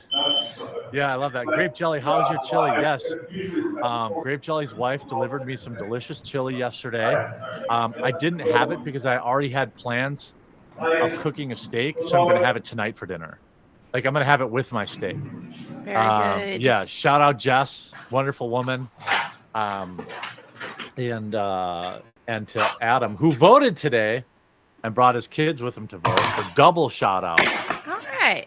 Quirkless Jim joined Beardo. Don't join there. Join on thequartering.com. Alexander Carlson says media is going to blast. The election is going to be close till November 5th to discourage Republicans from voting. Good. I like that the people think it's close. That's good. So this is what we're just going to go. I'm going to play it. We're going to comment on a couple of things that I wanted to share my opinion on. Yeah, Melanie hasn't seen it. Then we're going to talk about the latest in the poly market poll and the ADL bringing down Twitch yesterday. And it was wild to see. By the way, if you're new to the stream, we stream every Monday through Friday at 1 Eastern. The wonderful Melanie Mack joins me every Tuesday and Thursday. Six Hexenhammer joins me on Mondays and Wednesdays. And I just hired Luke Rudkowski to join us on Fridays, which is why I've been pushing the membership site so much, so I can actually pay these bloodsuckers. Alrac React says, hey guys, finally got part of my Coffee Run coffee order in the mail today. My Meta PC comes in today. Oh, dude. I took my dad and we early voted in Texas. Dude, you're having a killer Tuesday, bro. All right. Yeah. My dearest Cordy, now is the time to take the crown and do things better. It's a little bad, but it's just a business. Lord business. Yeah, hey, look, Tim and I share viewers. He could peel off a few thousand to our show, don't you think, Melanie? Yeah, that's totally fair. Let's peel off a few thousand. We don't want all of them. I don't think I could handle a live stream with 60,000 people in it. I'll take either. yeah, I'll take 7 to 10. I'll take 7 to 10. Jeremy owns it. I'm buying all the talent. I'm buying Melanie. By the way, Melanie, I saw you go on another podcast. I'm not happy I saw Uh-oh. Every once in a while, Yeah. catch up with my friends. What's wrong? Did I make you mad? Do I need to give you more money? I can't. Oh, are people saying that in the comments? Yeah. Oh, no. Yeah, no. I mean, obviously, I don't care. You should go on all the podcasts you want to do. You're only required to be here twice a week. Yeah, I got Luke, I got Melanie, I got Six. I have to stream another day probably to hire any more talent. We'd need probably at least another 1,000 members. Just pointing out, Drunk said he joined if she does a real push-up. Melanie, you got this. Well, let's wait. I'll see. do it. Yeah, Wait, do I need to do the real push-up first? Well, How can we believe him? Yeah, we do join. How about this? If you join Drunk and then she doesn't do it, I'll just refund you. Aha. Okay, How about that? okay. Yeah. Everybody who thinks Melanie can't do a push-up, join right now. Oh wait, I should hire Hannah Claire and then reignite Luke's feud with her. Jeremy, I'm driving from Cincinnati to Atlanta. What's your favorite car game to play? I think the Alphabet game is kind of a classic. I think I mean Punch Bug's obviously fun too. But the Alphabet game, I think that's just where you say A and you find a thing with A. Yeah, that's and fun.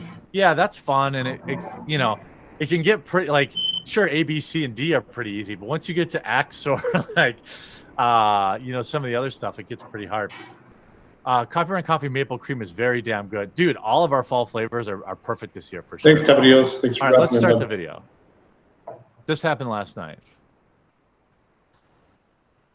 Now, this is after he said he was literally quitting the show. It's going to be the last.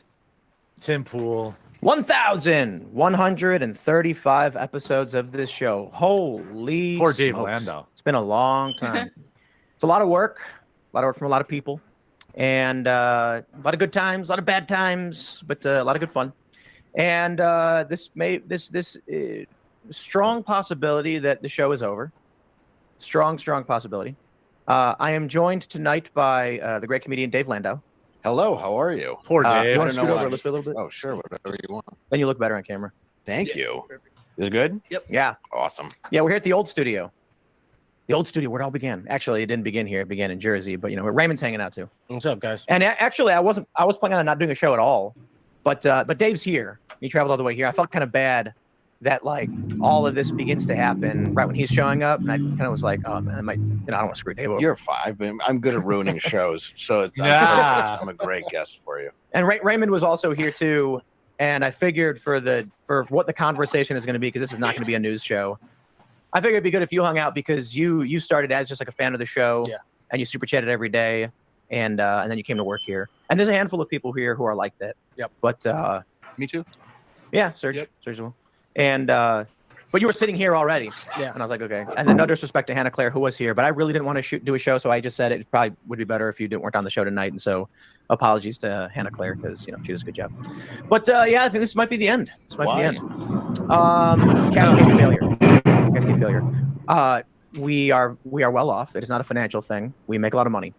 But hey, he makes a lot of money. So if you're a member on timcast.com, we don't make a lot of money.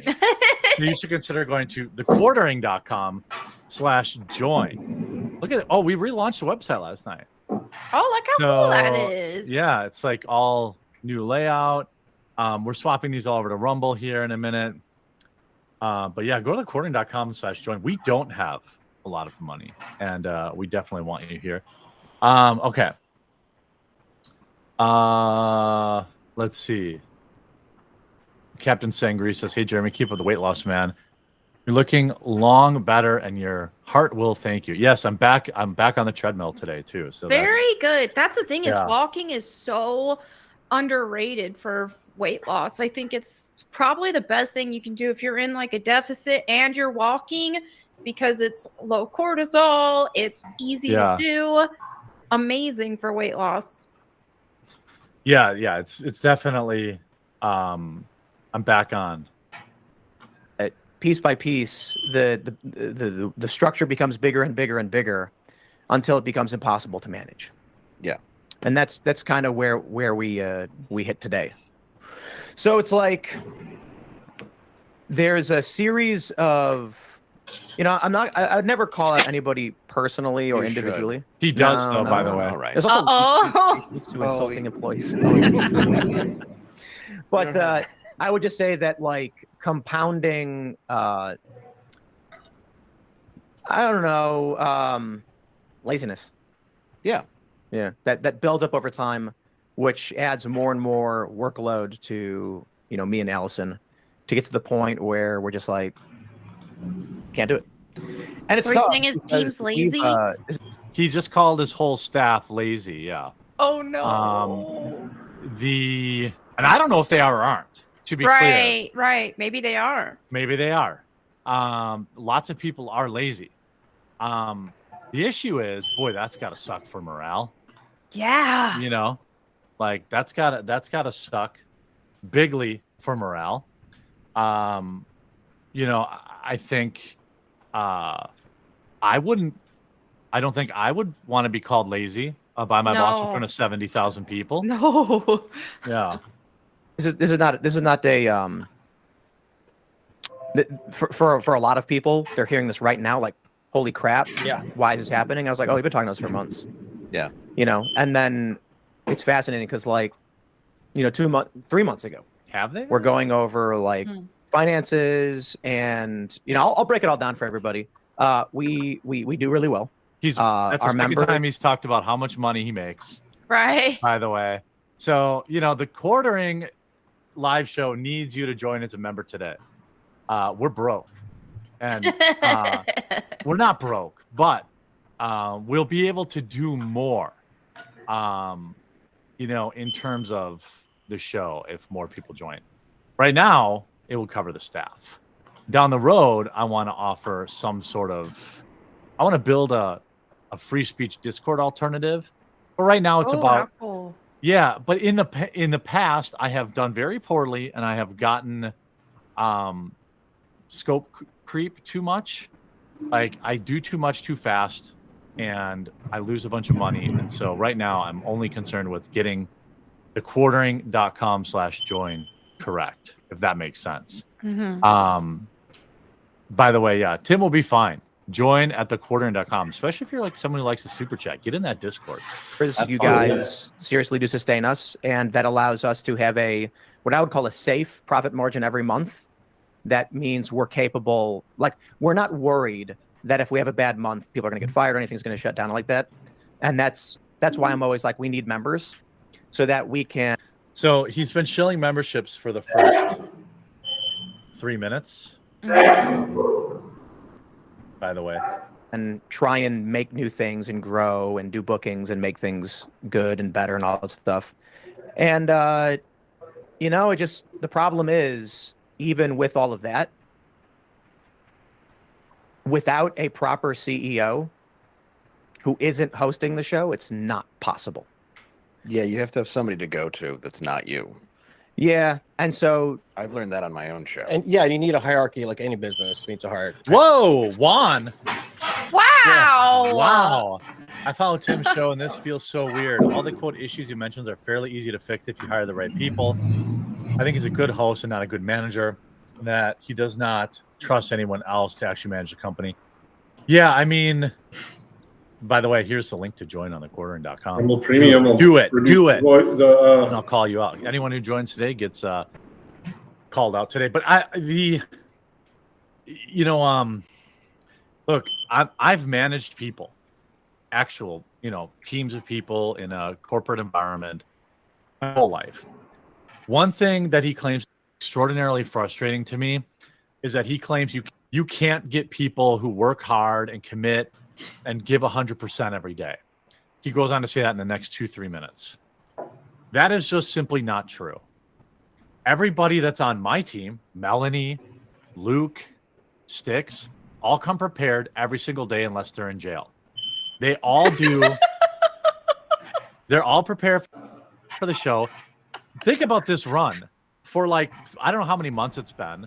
Right. Melanie has never missed a day of work. Sticks has never missed a day of work other than when he was in jail. Luke never missed a day of work, although he's only been working for me for 2 weeks.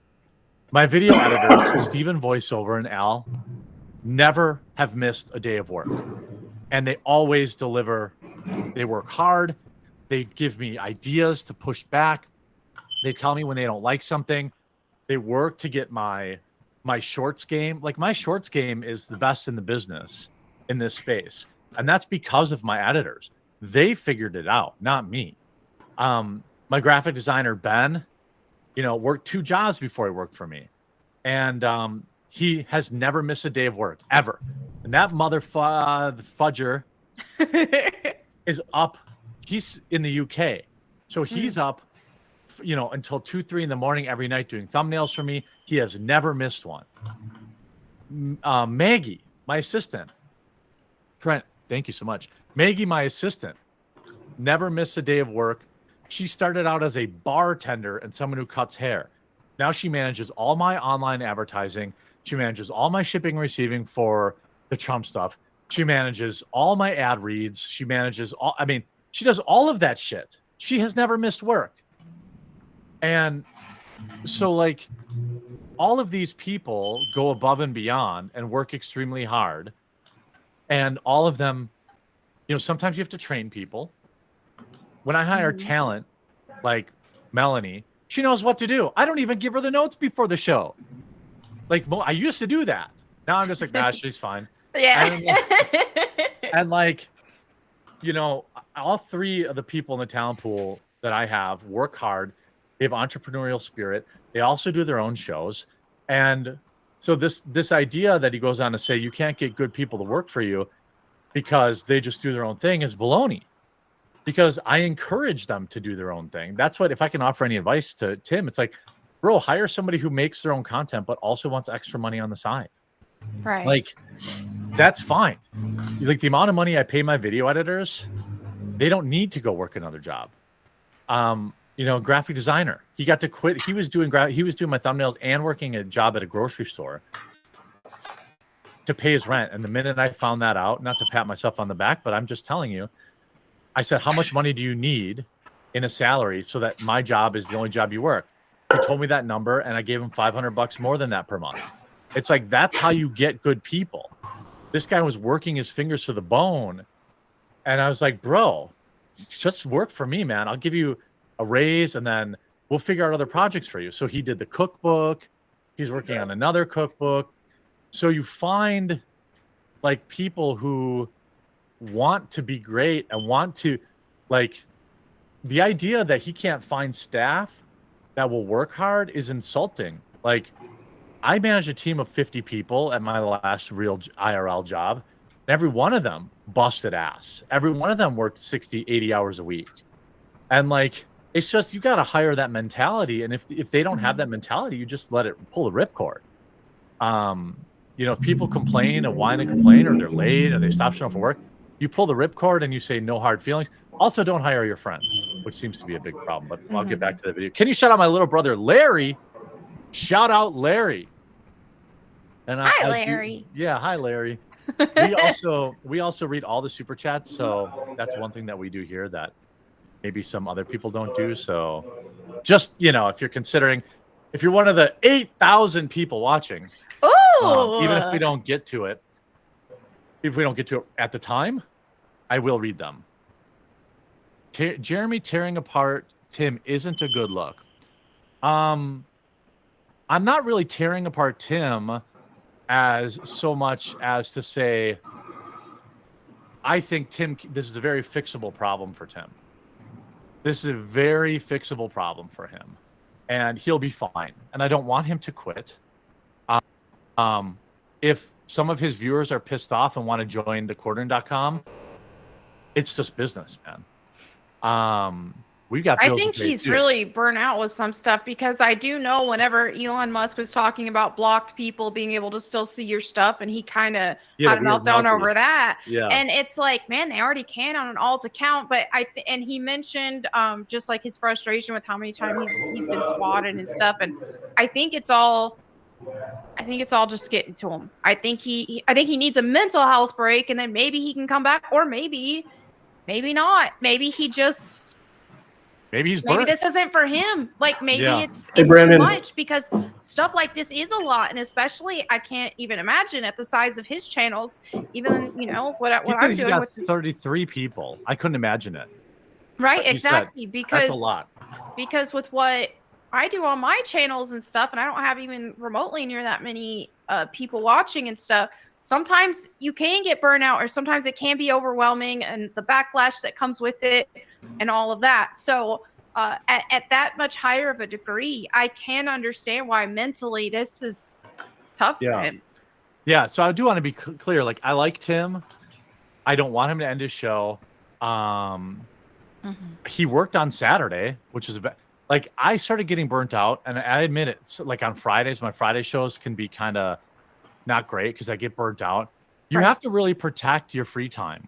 You do. Like, you have to be militant about that shit. Like, I It's don't important. work. Yeah, I don't work on Saturdays or Sundays, period, unless someone tries to assassinate Trump. Then I log on. Right.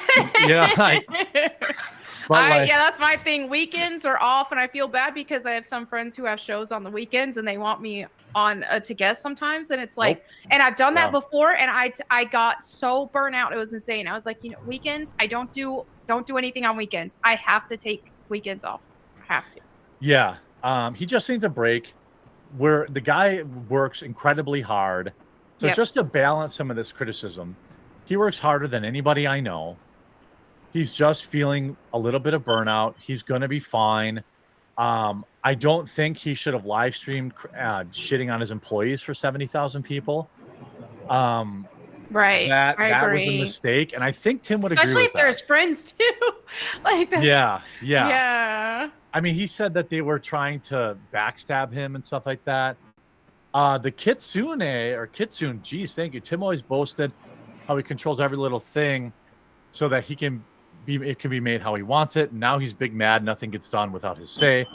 Complaining that it's not working. He blames his staff, but it's clear he's just got to let go of some control. This is extraordinarily difficult for him to do, and I also completely understand. I'm involved in every aspect of my business, and it holds it back. I'm lucky that I'm very lucky that the level it's being held back at is still very good. And well, let's get back to this because there's a couple other. I take exception with the idea that there aren't good people or that you can't train people to care, because you can. You're just not finding the right way to incentivize them. So if Tim feels like his employees are being lazy, then they're not being properly incentivized, just like an office, right? Like, they're not being properly incentivized, or they are just lazy, and then you just got to pull the ripcord anyway. Yeah. You know what I mean? And we have that. I mean, we don't have that many people for his company. It's like, I think we have like 30 something employees. Yeah. And That's a lot. Most companies with 30 employees have like a dedicated HR department. Right. It's and then like 10 contractors, but it's largely for the external projects that we are trying to do. The issue now is we can get rid of the external projects, and that's a lot of people that are part of the crew and everybody loves. And the challenge thing is, like, when we go through this and we're like, maybe we need to, we want to increase the buffer. We want to increase marketing. How do we sustain this show? How do we build more memberships? Well, the core product is Timcast Morning Show, Timcast IRL, and then the culture where we're trying to make something. And so we got to do marketing. We got to do travel. Well, I can't travel. So if I get invited to go on some, I can't do it. Yeah, you can't do Because any shows. if I'm not doing IRL, I have to be dealing with paperwork on all these other projects. We've been trying to get a coffee shop open for 2 years. I'm done. Longer It's over. than that. Over Now. Yep, over. Well, I would say, in that case, why is he trying to be a coffee salesman? Like, the idea of opening a coffee shop is a great thing from like maybe an idealistic perspective. But I mean, in his wildest dreams, that coffee shop isn't making any money. Right. So you just gotta. He's suffering from scope creep, where he's trying to do too much, too many different things, and it's killing him literally. And he's just got to accept that he can't do all of these things. Yeah. And so, the conversations I've had with family is like, I am under no illusions that I have the capability to make this company what it could be. And I hear all these things. No, Tim, you're wrong. You're wrong. Oh, come on. We've been trying to get a coffee shop open for 2 years. Yeah. Clearly, I cannot do it. My By feelings the are way, not. he makes $20 million a year. I feel like he should probably give himself a break. I know. Bro, everybody doing what we're doing right now would kill to be bitching in front of 70,000 people about not being able to open a coffee shop, which is a hobby. By the way, if you want to do that, all you do is hire somebody to do it. You find somebody who's opened a coffee shop before, or here's what I would do. Again, if Tim actually cared, yes, he's much better at what he does from this perspective. I'm better at business. I am. I would love to help him. What Tim should have done 2 years ago is very simple. If Tim wanted to open a coffee shop, what should he have done? He should have just bought one already.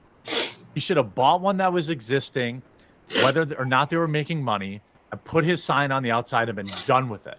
He could have did that in a week. You know what I mean? Like that's, by the way, look at these things.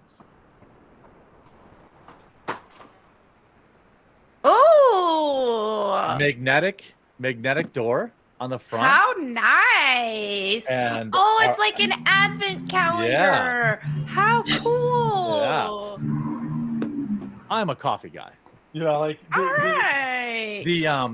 Those will be for sale soon. Perfect. But I'm just saying, like, he can sell coffee for extra money or whatever, but like, dude, just buy a coffee shop. There's a million failing coffee shops for sale. You know what I mean?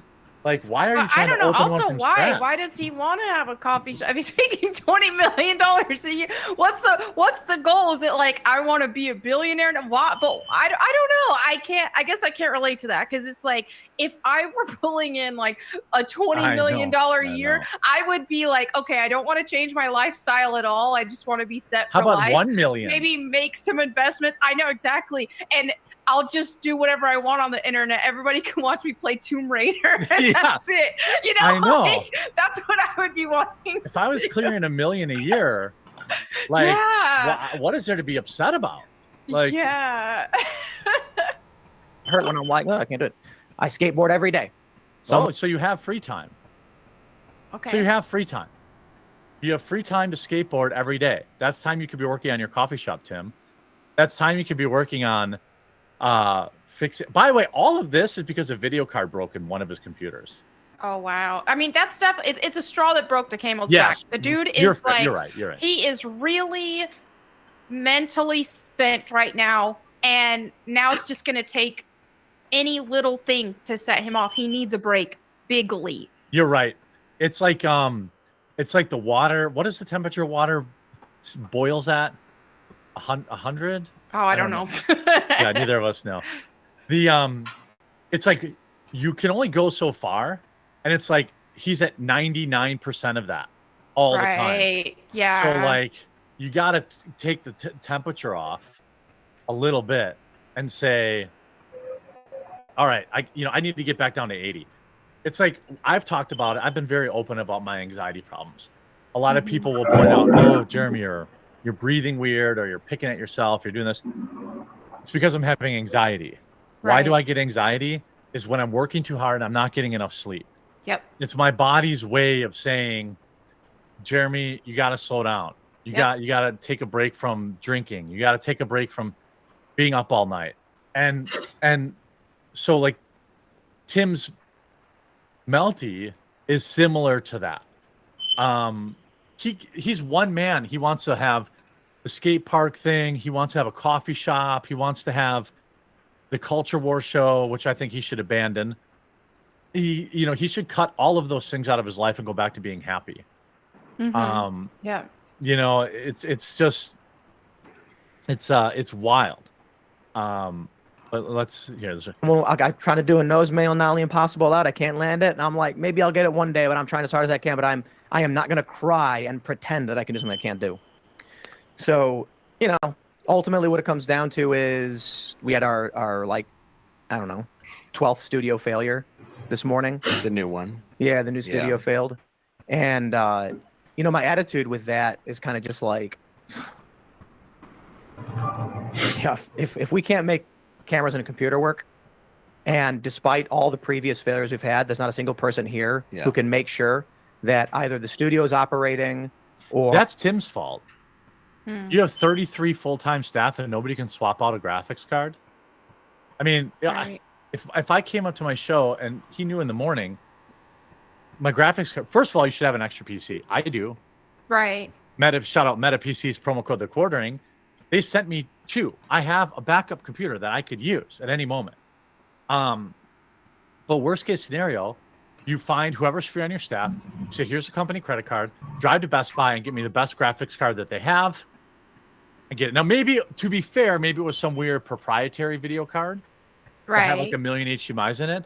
Okay, Yeah. if that were true, then you should have 2. I talked about this last night. Everything I buy in 2s. I have 2 microphones. I have 2 Go XLRs. I have 2 Dark Mega hats. I have 2 Welcome, Army. I appreciate it. webcams. I have 2, everything. So that 2 if something wives. breaks, 2 wives. Yeah, that's right. If something bad happens, thanks for outing me, by the way. If something bad happens, then I have a replacement. By the way, OnlyFans.com/Squiggly Mac is her secret OnlyFans account. Since we're outing each other, The daytime streams aren't real, though. I mean, I'm The, gonna get up and answer the door. I appreciate it. the idea. Now I'm all Eggsy. flustered. You just gotta have backups and base. Get some redundancy built in. It's really not that difficult. Right. You just got to do that. By the way, I'm going to read all the super chats in a moment here after I'm done commentating on what he has to say. But I would like to make one quick I don't know if he's still here or not. proposal. We have a membership community here at thequartering.com. I've got 11. We're on having a Rumble, Halloween 12 on contest, Rumble, a costume 3 on contest, YouTube, pumpkin carving contest. 1 on Twitch. There's also a members only discount or Discord where you can call into the show or talk directly to me. We're actually going to Melanie, switch over to nobody else does exclusively, that. Rumble. Not the Mug Club, not Tim, not anybody else's membership site. You get direct access to me. You also If you get don't know the additional Rumble address, discounts let me on know. all the stuff that we It's talked easy. about. So 20% off Coffee Brand Coffee, 30% off, Green screen and the- 15% off and the Anton's pin link will Biltong. be I'm going to have an ammo to the discount Rumble. by the end of the month. All that kind of stuff, all for $8 a month if you join for the year, or just 10. So the discounts alone should pay for your membership. I would like to ask you officially to go to thequartering.com/join right now and join our membership club right now while we're watching this. I really want to build that Discord to be huge. I think there's 500 or 600 people in there now. You hit 25. Once I'll there's go like ahead 2,000 or and 3,000, that means Rumble there's preview. always going to be something going on in there. You can talk to me Yes, directly. Members who are in the chat, you can back up that I reply. It's still stuck. Sometimes Not it's letting like me 2 in the stream morning decks or when I'm taking my old guy Facebook, pee. but But I can do do reply to viewers there people. anyway. I'm in there, That sucks. all that kind of stuff. So while we're watching the rest of this, please consider going. Give us a try. You can always cancel it. Oh, by the way, I forgot the best part. Exclusive members only content, not available anywhere else. Yes. There's a slightly different layout here now because it shows the date. Oh, that looks cool. Yeah, this is our new. So these are not available anywhere else, and we do 2 to 3 a week every week. So please do consider joining. Nobody else does these members only videos like this. The Discord is something we do that no one else does. The discounts, I mean, everybody else in this space just says, give me money to keep the show running. And no disrespect to Crowder or Tim, but we're giving you actual value for joining and a real community. And we really will appreciate you. He's super good at getting regulars in the chat. Yes. Those hairy hobbit feet aren't Jeremy's. No, I have no feet pictures in there. Sorry, feet people. Oh, I posted my bunny's feet in the Discord. So There you go. See, There, just don't say bunny, just say feet. I did post feet in the Discord. Yeah, Melanie posted feet in the Discord. I can't believe the website isn't crashing right now, and you should absolutely be joining as a member. Our secondary studio is operating.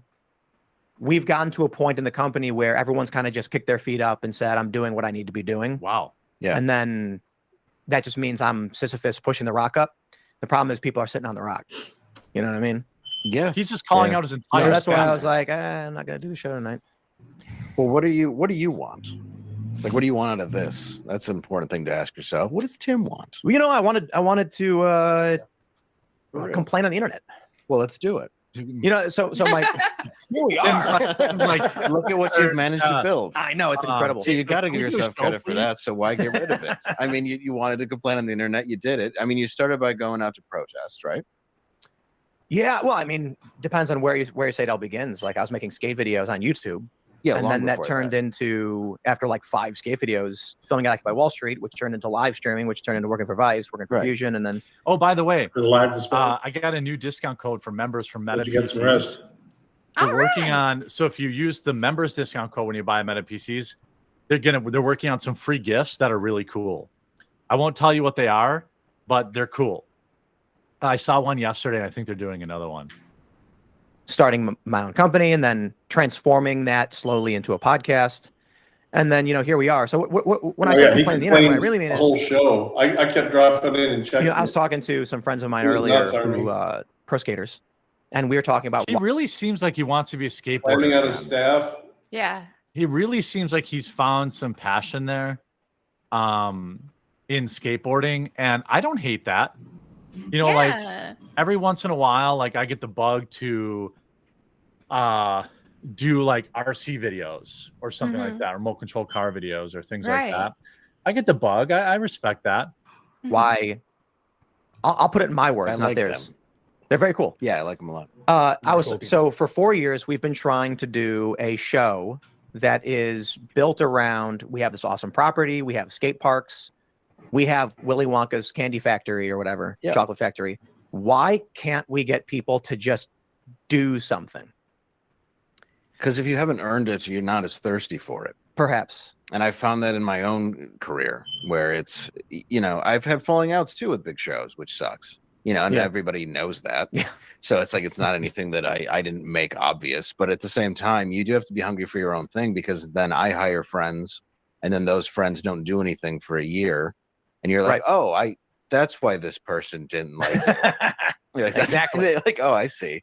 This is the And- problem. Like, and they- You know what I think too is I've been hearing this a lot from a lot of different people who are working small to large companies, and I'm not going to drag their personal business into the public or anything, but no, and I've regretted doing that in the past. I'm hearing a lot about how there's like a talent and management crisis right now.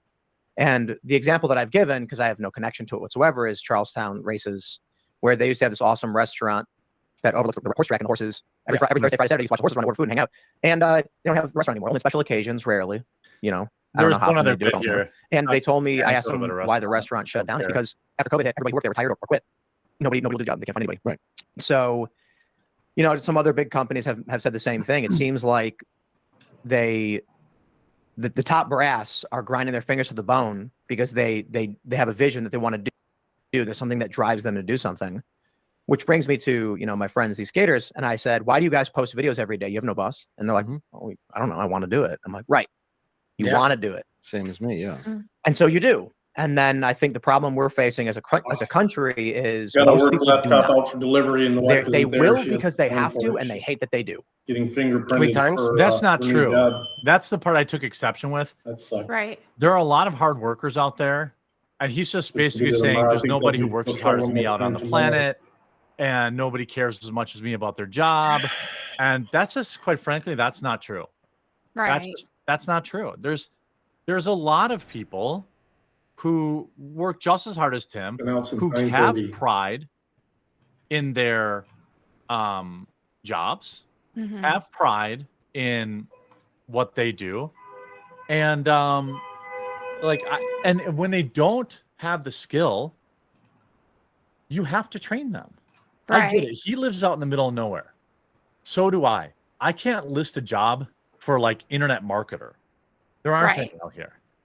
He has it even worse. He has to have them come live at his house, which is something I would never do.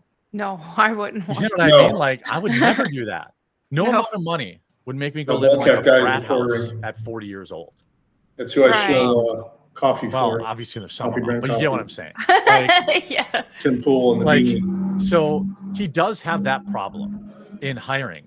But then when you realize that you have that problem, then you have to change your hiring tactics and hire people who are hard workers. As soon as this one comes in, I and then should be able just to ship out train that them other one. on what to do. You could train any, you can't tell me that there's not an IT guy in the area that he could double their salary. Right. You can't tell me that there's not a programmer or something like that in the area. You can't tell me that there isn't a construction worker that you can teach how to be, that you can have on staff for your skateboard shit or your ramps or whatever. Like anybody he needs, he could get. He's going to have to overpay for like a COO, like a chief operating officer, is what he really needs. Because Tim is the talent. Right. And there's a big difference between that. There's not always somebody who's the talent and then also handles all the business. Like Crowder doesn't handle his business. He's got like 6 people that handle all that. Tim has none. Right. And like he needs to staff some people. He needs to trim the fat. And it sounds like maybe he needs to pay better. I don't know. And by the way, it's not always salary. A lot of times it's, management, or he can find people that want to work their way onto the show, or, things of that nature, And by the way, speaking of, I want to let everyone know who's out there. I'm really, really glad to see so many people over on the YouTube stream. I do want to make a plea that I do hope that you'll consider downloading the Rumble app. The one thing that we do that Tim doesn't do is I co-stream to all other platforms. So I'm live on X, Twitch right now, Rumble, and YouTube. There's 4,200 people on YouTube, which I'm so eternally thankful for. But I hope that you'll consider downloading the Rumble app and watch us on Rumble. And they did sponsor this video. This sponsorship is from Rumble, one that's incredibly important to the survival of the company.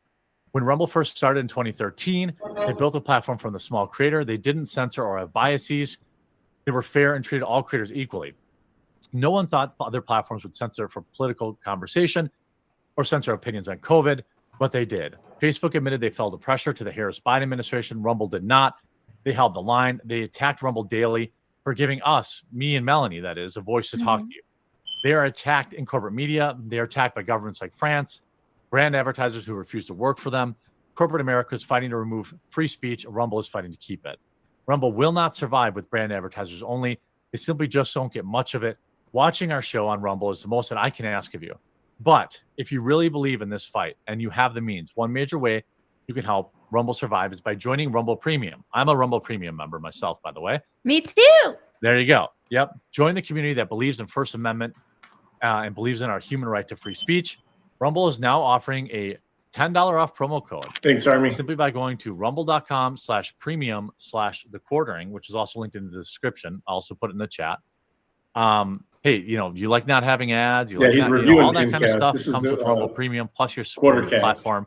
which is kind of Like I said, if you have the means and believe in the cause, Quartering. now is the time to join Rumble Premium. If you don't have the means, I'm just happy that you tune in to us here on Rumble. I watch it through local because Yeah, Jeremy's streaming on his main channel the member. other day. Helped Once that's Quartercast over because with, his chat I'll- was moving faster than last week. membership. Yeah, I streamed on my main channel yesterday and kind of told everyone about Quartercast, and now we went from basically 1,100 regular viewers to now we have 4,100 All viewers right. on the. I'm going to listen a little more to Tim here, and then I'm going to take a break to read some of your comments. Weak men, is that what you're saying? I don't know. I'm just saying, like, I'm pretty weak. I still do. I mean, In sure.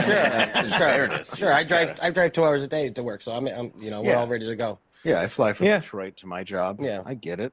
but it's like, again, like not calling anybody. I don't want to insult anyone directly, but it's just I'll just insult He everybody. does. seeing someone stand around doing nothing. Yeah. And then so the challenge is, in order to make Bro, this if you're show, seeing someone standing around doing nothing, you're the boss. Yeah. Why wouldn't you just say, bro, what do you need something to do? Hey, you ever hear the saying, if you got time to lean, you got time to clean? I've been in Tim's house. It could always use a good, nice little cleanup. If you got nothing to do, here's what I always would tell my employees. If you got nothing to do, come talk to me. Right. I'll find you something to do. And if you don't do that, and I see you sitting around doing nothing, then I'm going to fire you. So the choice is yours. Right. And 99 times out of 100, people came back, and well, you don't hire lazy people, but people would come and say, "Yeah, hey, I got nothing to do. What do you want me to do?" Believe me, I got something for you to do. Always something. Operate. I have to work what is effectively 16 hours a day. So like I haven't had it's fair to say weekday sunset in 4 years. What? You know, like just through the window or something. Or now that we're in the new studio, there's no windows at all. Is he complaining about not seeing sunsets? But it's more about like wow, what if I finished work at a normal time like everybody else and just I don't know, hopped in the car and went down to the river and looked at frogs. Yeah, it's the things you missed out on, really, because I can experience that. But I'm willing. Isn't he off all day Saturday and all day Sunday? I mean, you can look at frogs on the weekend, or are they not available? To work my fingers to the bone to make something happen. Yeah. But not if we get to the point where it requires more people and we can't get to that point and it just doesn't happen. So then the reassessment is, okay, so the ancillary investment projects clearly are over. Yeah. Okay. And that's just unfortunate. But the issue then for these other shows. So his coffee shop, the skate stuff, all that kind of stuff is over because his video card broke. Gosh, this is definitely straw that broke the camel's back. Yeah, He's been this has obviously been boiling up for a while. internalizing a lot. I think he's just beyond burnout, and Yeah. yeah, He does seem to be burnt out. And I've been there. I'm burnt out. I'm literally limping. get that, I'm yeah. limping across the finish line to the election. right. Like, please let the election be called in one day. Please do not let it go on for a week. Yeah. And these other projects is they only exist off of the work that I do. If I show up in the morning and I do my morning show, All right, guys. I I'm get gonna to give switch a it portion over of the work that I do to, to them so that they can try and make something work. I'm exclusively here. And you know, I know they're trying as hard as they can, and some more successful than others. Oh, Freudian slip.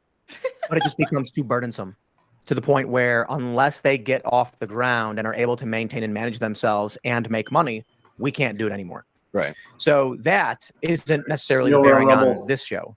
The bearing on this show is Peace, everybody there's a else. degree of staff required to run a show like this. Not really.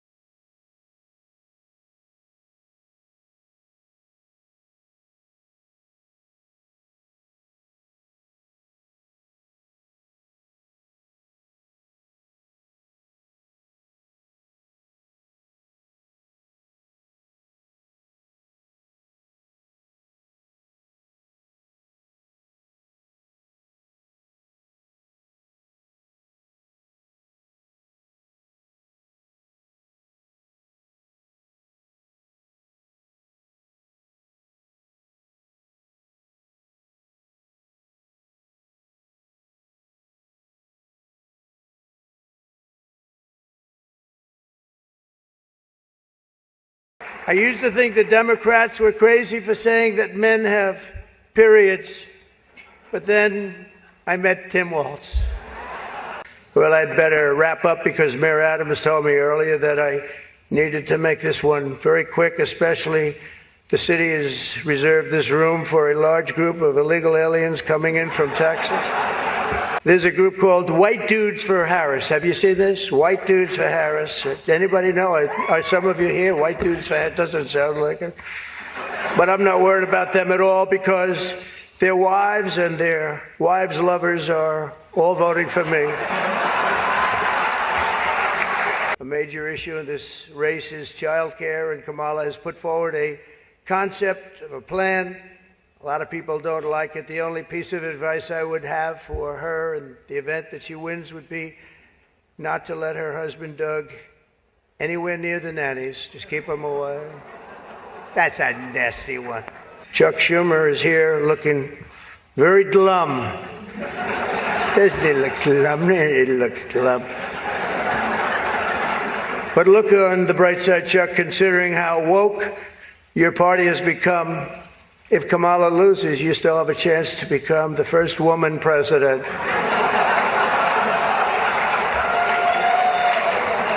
1,000 or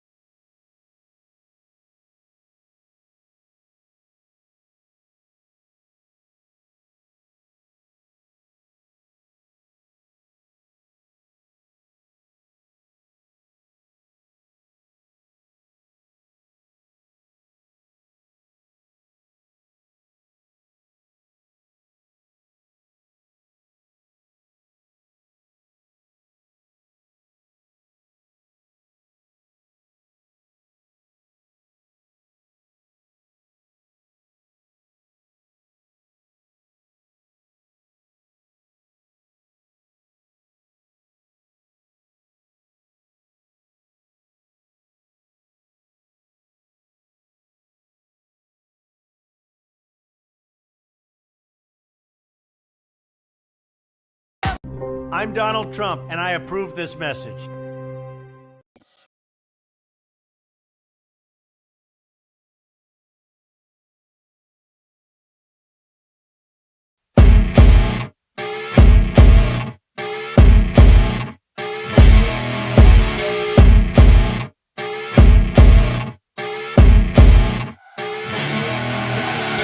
I see her rolling up, Uber black Cadillac, high heel boots and a sexy body full of tats. Baby's bad, oh baby's hella bad. After her there ain't no coming back. Wanna take a run at that. I think she's feeling me, turn it up a few degrees. My imagination of her body gets the best of me. Oh gosh, she's such a tease, bitten lips, bruised knees. I'm addicted to her, need her touching me. Cause she got a bad little waist, and we tearing down this place. Off the liquor that we chase, got some egos to the face. Baby, I don't need no space, coming closer for a taste. And I'll show you how I make everything just fade away. Cause she's like sex, drugs, cocaine, body so insane. Jealous of the clothing that she wears up on that tight frame. All game, no shame, baby came here to play. I feel like an addict cause she's sex, drugs, cocaine.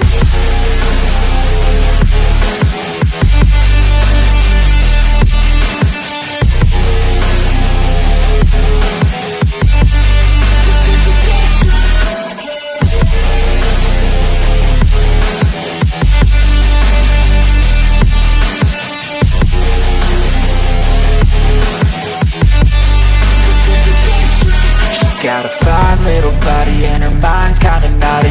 They say that once you taste it, you cannot replace it. She could get you high, all the dopamine inside triggers fast once she's naked. Her body's a creation. They say the devil made her for his entertainment, but even he couldn't learn how to contain it. Her high heels make a damn good statement. There is no replacement, a body by Satan. Cause she got a bad little waist, and we tearing down this place. Off the liquor that we chase, got some egos to the face. Baby, I don't need no space, coming closer for a taste. And I'll show you how I make everything just fade away. Cause she's like sex, drugs, cocaine, body so insane. Jealous of the clothing that she wears up on a tight frame. All game, no shame, baby came here to play. I feel like an addict cause she's sex, drugs, cocaine.